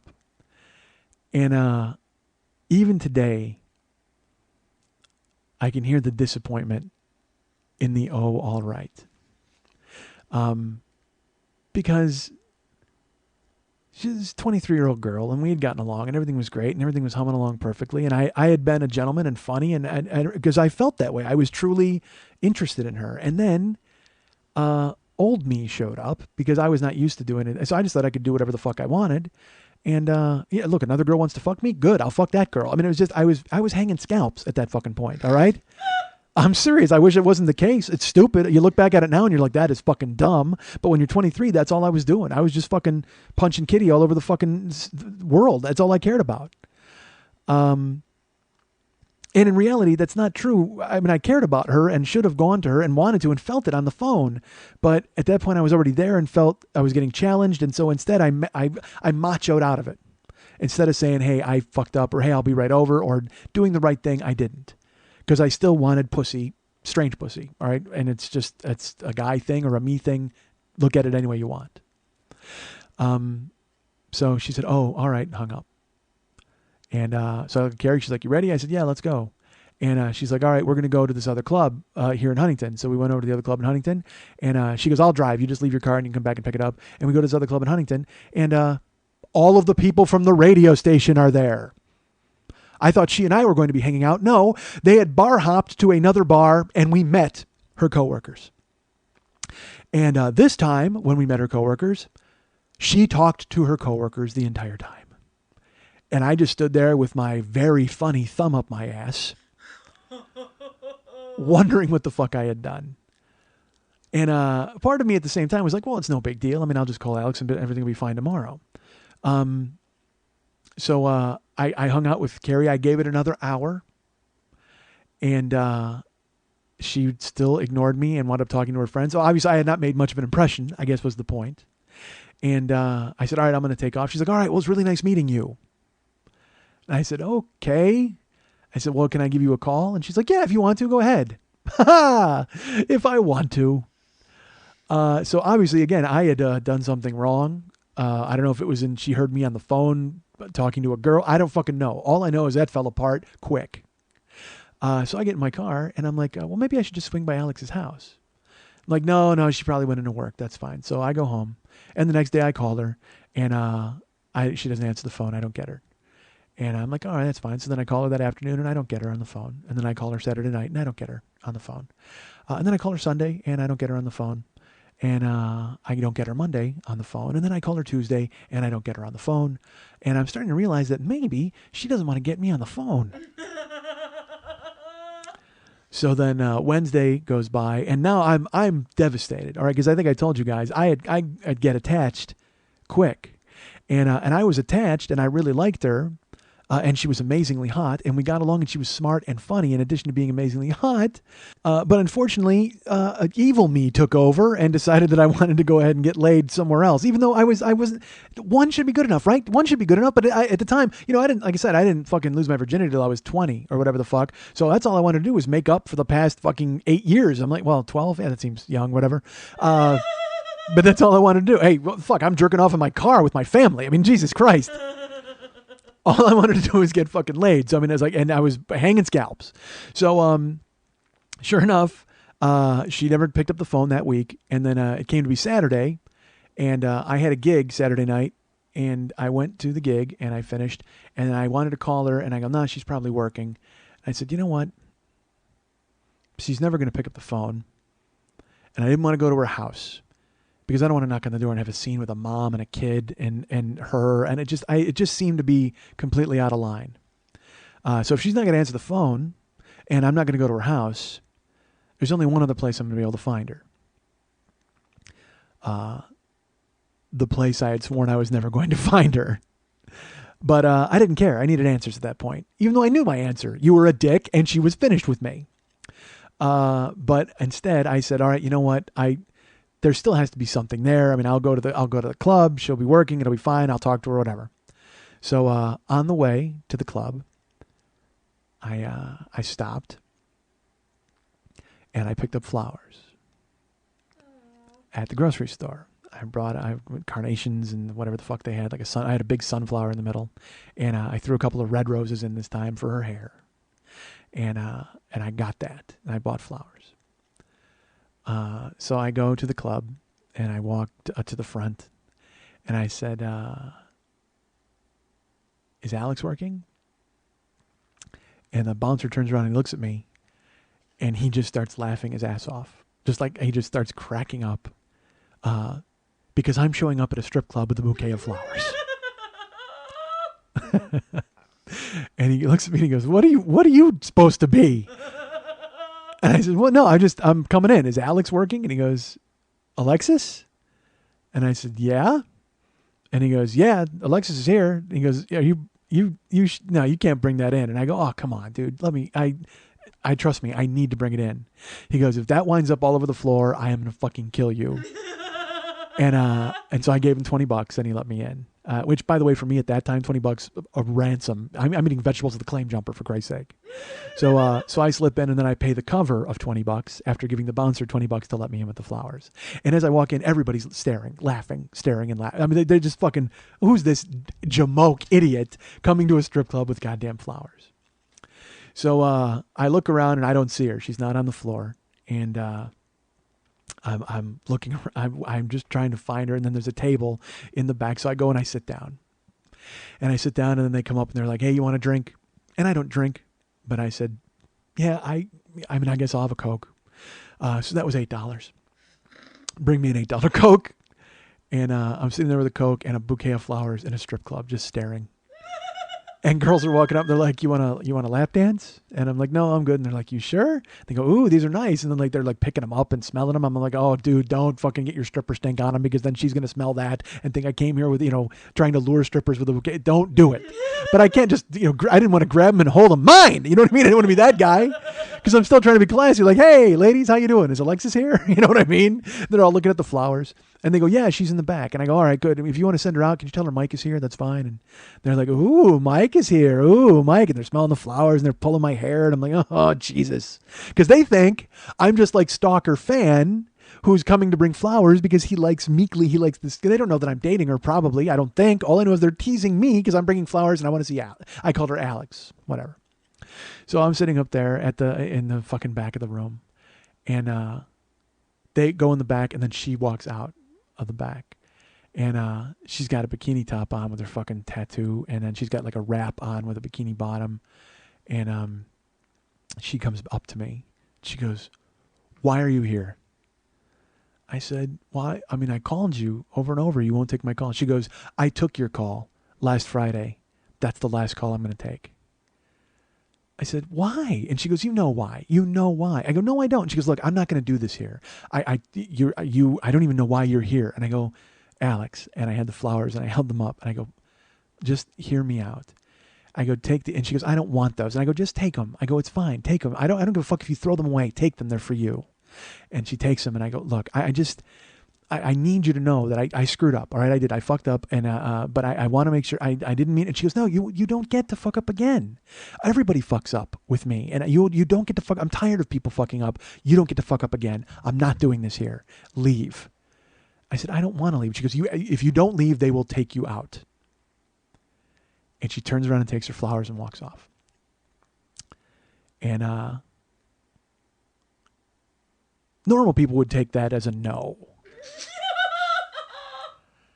But she was so cool and smart and funny, and the fact, and look, and also here's what I cling to. Here's what I do, and I'm sure men out there will know that the very fact that she came to talk to me indicates that she's still interested. Even though she came out to tell me what a fuck up I was, and she never wanted to see me again, and to get the fuck out, or the bouncers were going to throw me out. There's still an open window. God damn it. There's still a chance. And she took the flowers. She wouldn't have taken the flowers if she wasn't still into it, right? Of course not. So she takes the flowers and she goes in the back. And so I just sit there nursing my $7 Coke, waiting for her to come back out. And then the fucking DJs are like, all right. And they're bringing fucking dancers on, and girls keep coming up and asking if I want a lap dance. And I'm like, no, because I've been in a strip club. I know how to behave. And part of me is like, well, maybe I should just give them money so they leave me alone, or so I look good to Alex. Maybe that would look good if I was good, nice to her friends. And I'm like, no, that's not going to look good. She told you to get the fuck out, or the bouncers are going to take you out. And now you're getting lap dances from her friends? Fucking scale down. But I'm not thinking straight, because I can't believe that she's fucking this mad at me. Even though I can believe that she's this mad at me. Because you know why? Because she's fucking 23 and got she's a stripper with a 3-year-old son, and she met a nice guy who brought her flowers. And then when she finally let her guard down and fucking stripped for him, and we went at it, a week later I blow her off to fuck somebody else. What the fuck is wrong with me? And so now I see it, and I see it clearly. That's exactly what it was. But at the time, I don't fucking think. I don't think now, but I didn't think then. So the announcers, like, they're loud and they're like, oh, please welcome to the stage, Alex. And Anything Goes by Guns N' Roses starts playing. And she comes out on stage, and she's got the flowers. Okay. And she comes out and she lays the flowers down, and she just dances, and she's dancing and she's stripping and she's taking her clothes off. And she never looks at me, never once, doesn't betray a glance, doesn't stare at me at all. She does the dead eye stare and smile that every stripper does as they're trying to make money.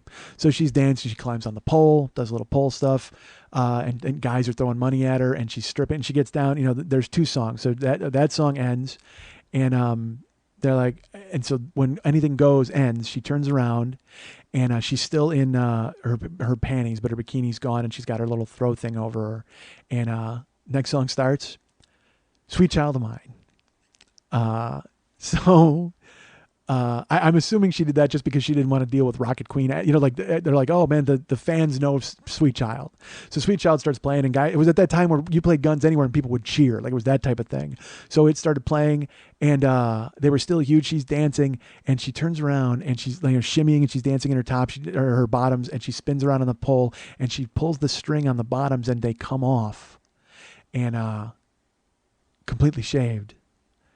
And the place goes up for fucking grabs. Like guys just start screaming, like literally like it's a football game. Like guys stand up and they're like, yeah, like they're just going crazy because again, I never saw that before, and I'm sure now it looks like a whole room of guys who've also never seen that before. Because I'd been to strip clubs and all the strippers had all their equipment, everything was factory installed, and nothing had changed. But she changed the game. She may have been, she may have invented it she may have invented tattoos and completely bare floor. It might trace back to Alex in Orange County. You may go talk to girls now and they'll tell these legendary stories of Alex from Orange County, who was the first to shave and actually get a full tattoo on her back. I mean, the place went bananas, crazy bananas, and she's dancing and she's, doing the splits, and people are giving her money and she's scooping it up, and she made a ton of dough. They're like, the guys are like running up and almost hitting themselves in the head with a shoe and throwing money at her. Like they don't know how to deal with it. It's like, I feel like breakdancing, like McDowell and fucking Coming to America.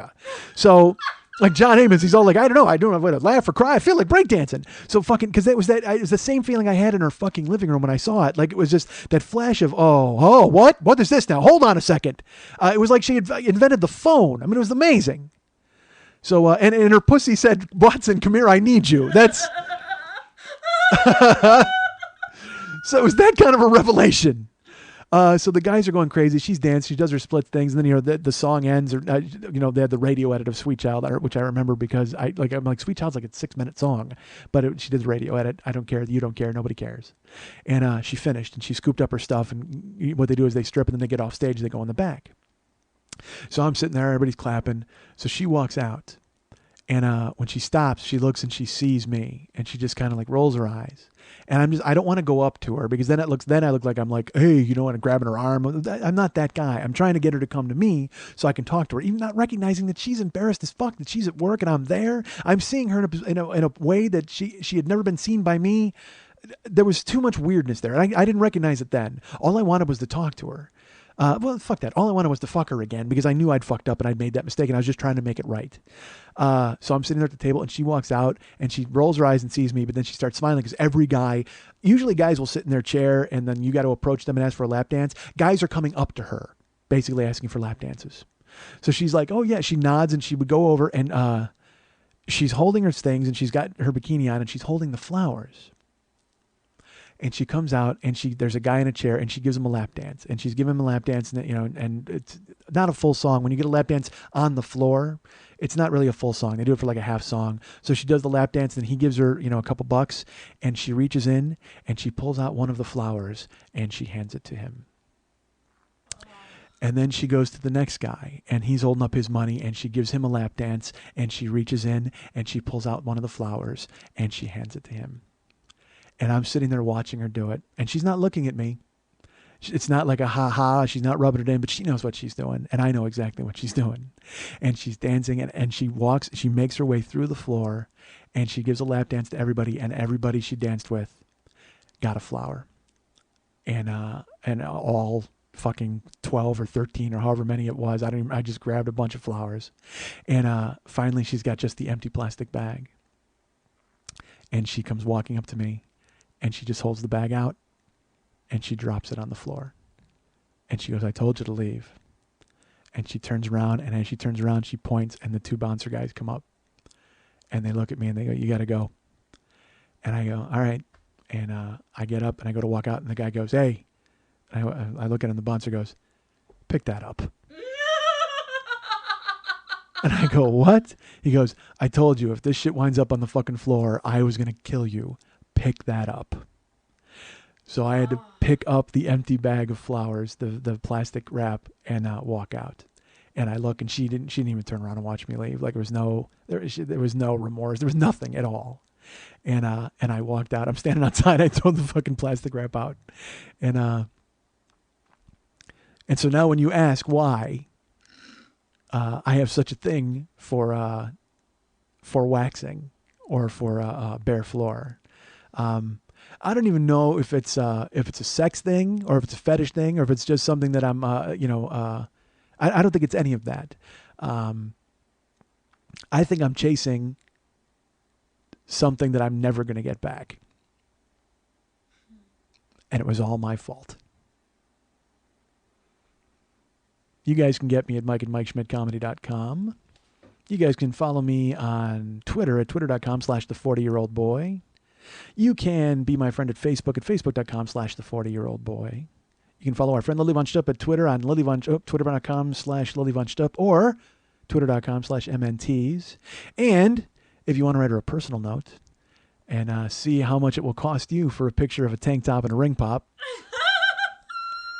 you can go ahead and write her at Lily@burlesque411.com. That's Lily, Lili, at burlesque411.com. Zazzle.com / 40-year-old boy. Please buy all his stuff.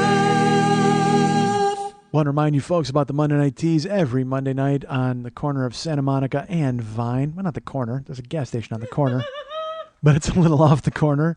At the 3 clubs on Santa Monica and Vine, 10 o'clock p.m. is the show. And how was last week's show? Oh, you know what? First of all, before I say that, I have the producer here, Lily Von Stupp. Hey, Lily. Hi, Michael. Hi. How was last week's show? Last week's show was amazing. What was the theme? It was an old-fashioned burlesque show with Victorian and steampunk stripping. Oh, I remember that now. Amazing. Well, good. And you performed? You updated your routine. I updated. I updated. I'm tired by taking it back to the 1800s. Perfectly done. Well, that's great. And then, of course, you had a Nazi cross on too for steampunk. No, I didn't. I didn't go steampunk. I went straight Victorian. I see. So this week's show, folks, I can tell you this: October 31st. Yes. That's a Halloween show. It is. Folks, have there ever been 2 words that go together more than burlesque and Halloween? I don't think so. That is the chocolate and peanut butter of entertainment. And that's 3 words. That completely negates everything. Chocolate and peanut butter, that's 3 fucking words. Why would I even think that? But burlesque and Halloween, that is the chocolate and peanut butter of entertainment. Go see it this week, October 31st. And normally at the 3 clubs, you walk in, there's a front bar and everybody waits there politely until the show starts in the back room. Not so much this week. Of course, people will wait politely, but the show is all over the building, right? Is that correct? Yeah, the cover's at the front door. We have go-go dancers in front. We've got 3 full burlesque shows in the back, plus the Tulsa Skull Swingers are performing. It's going to be great. Live Costume band, contest. hot girls, costume contest. What's the prize for the costumes? $100. $100 for the best costume, folks. Look at that. That's amazing. So go ahead and dress up as me. Go as me. Why not? That'll be a fantastic costume. What would that be, actually? You know what? Just show up. Yeah, red shirt, short, and the blue jeans, devil horns, and then never stop talking. Do that, and then you're a shoo-in for $100, and then you have to give me 20. Yes, you do. So yeah, this Halloween. You may have Halloween plans, but you'll be going all night, right? Yeah, from 8 p.m. until 2 a.m. 2 a.m., folks. So whenever you're done with whatever paltry bullshit you've got going on, zip on over to the 3 clubs for the rest of the Halloween show. It's burlesque. It's women. Because Halloween's all about chicks looking slutty anyway. So now why not go to a show where chicks are slutty in the audience and then they're taking off their clothes on stage? It's the best of all worlds, folks. It's the chocolate and peanut butter of entertainment. Halloween and burlesque show. It's fucking perfect. So go to the 3 clubs on Santa Monica and Vine, 10 o'clock this week. Lily, are you hosting? I am not, but I will be performing. Performing in one of the 3 burlesque shows, and then you're dressing up, obviously. And Yes. God, that's fantastic. So I can't go to that, folks, unfortunately, because I'm a grown man. But other people can go. I just wanted to sound ridiculous, like I was above it. Who's above it? Not me. What do you say? You can make it to the first 2 shows. Really? Yeah. Oh, the shows are early? Still, yeah. Oh, okay. First show's at 9. Then I have to go keep the building safe from goblins. God knows you want me on the front lines. So go to the 3 clubs on Santa Monica and Vine. Should be a great show. Remember, folks, that you can be my friend on Facebook.com/the40-year-old-boy. Be my friend there, and you can go ahead and write stuff on my wall that makes sense or doesn't make sense. You choose.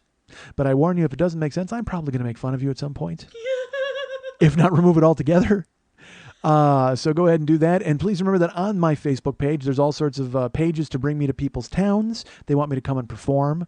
There's right now the Bring Mike Schmidt to Toronto page, Bring Mike Schmidt to Detroit page. Those are active. Kansas City's still active. London is still active. I don't know when that's going to happen, but I would love to get over there. And all these pages are active, along with the pages of shows that I'm actually doing, which I guess I'll get to that in a second. But if you want to sign up for those other pages, Toronto, Detroit, those are fantastic. Remember, there is a Kickstarter page right now at tinyurl.com/kickmike. And if you donate to that, you can go ahead and get some cool rewards and fund my East Coast tour, where I'll be going to Boston, Atlanta, Cleveland, and Washington, D.C., hopefully in the beginning of 2012, because once the show gets funded, then I can start calling and looking for dates. That's one of the reasons why I haven't scheduled Toronto or Detroit just yet, is I'm waiting for the pages to get a little momentum, and also I don't want to schedule any dates that could possibly be used for the 4 cities that are being fundraised for on Kickstarter. I don't think that's fair. I want to schedule those 4 shows next because people are contributing money. Right now on the Kickstarter page, we are over halfway toward our goal. That's right. We're looking for $6,000. We're over 3,000 now with 38 days left in the pipeline. So give what you can when you can. That'd be fantastic. I'd appreciate it. And then I can come to those 4 cities. You'll get your rewards. And I should tell you this, if you're listening to the show and you've donated to the Kickstarter page, I'm very busy going out of town this week, going out of town next week. But after that, the second week in November, I will really sit down and I will send out an email telling you about when the rewards will be coming out. I'm gathering people's names. I'm going to have a separate email account that you guys can access, and everybody will start getting their rewards soon. But I whatever I can give you right now, Max has got to draw some stuff. He's got to create personal artwork, and there's all sorts of stuff. But I will contact you as soon as I can, if you've contributed, to let you know when I need your address and let you know how things are going and blah, blah, blah. And then we can start choosing the mystery CDs. It's all happening, folks. We're very excited about that. So go to tinyurl.com/kickmike and contribute to the Kickstarter page to bring me to Atlanta, Boston, Washington, D.C., and Cleveland. And remember that Toronto and Detroit are also out there. Kansas City, all these other pages are out there waiting for you to sign up and tell me that you want me to come to those towns as well. Remember, you go to MikeSchmidtComedy.com. Oh, what am I doing? I glossed right over. Don't forget that there's also pages where I'm coming to certain towns already, folks. Remember, I'm going to be in Milwaukee on November 25th. That's Black Friday, folks, in more ways than one. Come on out to the show on November 25th, the day after Thanksgiving, at the Carte Blanche Studios in Milwaukee. Remember that November 4th, I believe it is, I am in Chicago at Stage 773 downtown on Belmont. Go ahead and make sure you sign up for that. Tickets are available at Brown Paper Tickets for the Milwaukee show. Tickets are available at Brown Paper Tickets for the Chicago show at Stage 773 on Friday, November 4th. And tickets are on sale at Brown Paper Tickets for 2 more days. Actually, just till Friday morning. So if you're hearing this on Thursday, just today. Thursday's your last day to buy online tickets. And then there will be walk-up sales available in Minneapolis, Minnesota. This Friday, October 28th, I will be in the Heart of the Beast Theater at the Avalon. And I am excited. I contacted them there because I hadn't heard from them in like a month. But then they wrote me. They said everything's fine. We're all on schedule. I got the tech guy. I've got all this happening. So I actually get to town in Minnesota. When do I get to town? Tomorrow night, Thursday night, and I'm going to go to White Castle. I think I haven't decided. I can't decide. All right, I'll put it out to you folks. I kind of want to eat White Castle, but not crazy. I mean, I just want to eat a couple because you can't eat like a psychopath there because you'll die. But also, I don't know whether to have any White Castles because White Castles involve themselves in some sort of interesting intestinal disorder that you get where you have to stay close to a bathroom at pretty much all times with White Castles, especially if you haven't had them in over a year. So part of me can't decide whether to have it Thursday night and then risk being in trouble for the show, like getting sick or whatever, or having that before the show, or having them Friday night after the show, late, and then having to fly with a stomach full of White Castles and having to deal with whatever that fucking brings. So I may just skip White Castle altogether and go and have them in Chicago the following week. I haven't decided. But it's like when I saw it was going to be there, it was by accident. I'm like, oh my God, they're in Minnesota. I got to go. But I probably won't have time. That's what I keep telling myself. I got the t-shirts. By the way, the t-shirts arrived. There was no drama whatsoever. The t-shirts arrived right when they said they would. And Jesus Christ, are they fucking amazing. I was so happy. If you pre-ordered a shirt, you are so happy. If you did not, Well, you better get me after the show because I did not order many to sell because I didn't want to wind up because I still have some Denver shirts. I'll be bringing those to Minnesota if you want to buy one of those. So yeah, I'm excited. The shirts are fucking amazing. I opened the box and I laughed out loud again, just like when we thought of the design. They're so cool. So remember that's going to be in Minnesota this Friday. That's 2 days from today, or a day. If you're listening to this on Thursday, I will be there. I'm excited, and it should be a lot of fun. So come on out to the Into the Heart of the Beast Theater at the Avalon. And the only thing they didn't mention was the marquee. I don't know if the marquee is still happening. I hope it is, because that's one of the reasons why I went to that theater. Remember that MikeSchmidtComedy.com offers on the Joe Business page. It offers earbuds from tweakedaudio.com/40, which are good for many things that I think I've covered. Remember that you can buy the download sets of Year 1, Year 2, and Year 3, or the Lord of the Schmidt set, which is all three of them combined. And also there's a link to the Zazzle store, Zazzle.com, for mugs and mouse pads and all sorts of fun stuff there. And I think we still have some calendars left for 2011 if you guys want to grab one of those.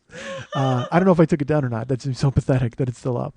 But yeah, so go to the Zazzle store, go to or buy the Year 1 and 2 and 3 download sets there at MikeSchmidtComedy.com. Or also you can go to tweakedaudio.com/40 and get a cock ring watch, which is very handy to wear while you're AEing yourself with the earbuds. God damn, look at that. It's a whole masturbation kit. It's perfect. The anti-premature ejaculation kit works as I described it for many, many weeks. You can also donate to the show at MikeSchmidtComedy.com. If you want to give to Kickstarter, that would be great, like I said. But also, if you just want to donate right to the show, upper left-hand corner of MikeSchmidtComedy.com, there's a donate link, and you will donate, and I will say your name here on the show, like our friend Jeffrey Lobb, whose full name I am saying because he said, hey, say my full name. So Jeffrey Lobb bought a New York shirt, and I'm going ahead and saying his name. Steve from Manhattan. This was Steve's second donation. He bought a New York shirt. Dorothy B., who did not say her whole name, she bought a New York shirt. And KC Bills, our good friend KC Bills, use full name on show, says right here, he bought a New York shirt, and also buying a New York shirt from benspark.com, our friend Drew Bennett. Drew Bennett is also, he wants me to come to Boston real bad. He's donated already to Kickstarter, all that stuff. So thank you so much for everybody who's donated to Kickstarter and all of these people. Jeffrey Lobb, Dorothy B., KC Bills, Drew Bennett from benspark.com, and Steve from Manhattan. Thank you all for donating to the show. I appreciate it. I cannot wait to come see you in your towns. And I cannot wait to get out of here, as I'm here late, folks, and I got to go home. I got to pack. I got to do all the email stuff, the Facebook stuff, and I have to go ahead and search online and find nude pictures of Lindsay Lohan because I've heard that she's going to be in Playboy. But I'm going to go ahead and find the 4,000 nude pictures of her that are already online, and then build a mosaic of her as my screensaver and try to sell that to Playboy for $1 million. They don't have to photograph her. Seriously, you don't have to photograph her. I know that you want to, and you think it's a good. And by the way, let's talk about this for just a second. $1 million? Really? That's such a horseshit number. You know, because Playboy floated it out there to make it look like they're still paying $1 million to people. And Lindsay Lohan floated it out there because she wants to make it look like her vagina is worth $1 million. But in reality, honestly, put in Lindsay Lohan's vagina. There's pictures of her getting off a boat and you can see it. There's picture of her, like, I think she fell down and you can see it. And she's like half naked in a ton of different photos. Trust me, folks, I know this. All right? I've covered before just how disappointed I am in Lindsay Lohan's nipples. Do not get me started on what I felt about her vagina. The fact that it was out there was fantastic, and I certainly appreciate it. And again, bare floor, as you know, I'm into that. I may have covered that at some points earlier in the show. You may have heard that. But she just always looked she looks so gray. Doesn't Lindsay Lohan look gray? That's the only good thing about Playboy is they're going to airbrush the shit out of her. They're going to sandblast her. And by the time they're done, she's just going to look like, Michelangelo's David if he was a meth head. Honestly, that's just going to be buff and shiny in parts where they don't belong because she just doesn't work. It doesn't work for her. She should never be naked. She shouldn't be naked in real life. She shouldn't be naked in Playboy because she used to be.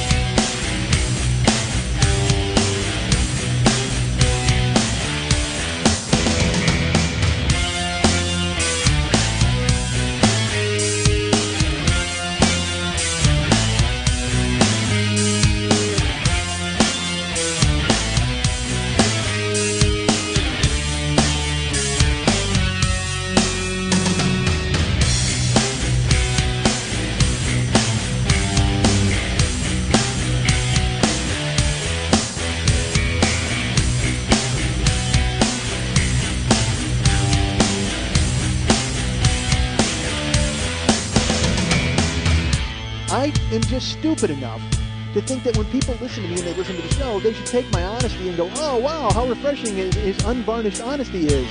And the fact that he's willing to have a scorched earth policy and have no friends or no fucking future is so refreshing and great. But then they'll say to me, hey, do you need somebody raped with a stick? I go, yes, I do. Done. They'll take care of it for me. Thanks, Snake Rape. Oh, no one listens to show, bro? Wonder why? Wonder why no one listens to show, bro? I don't want to listen to show, bro. Please.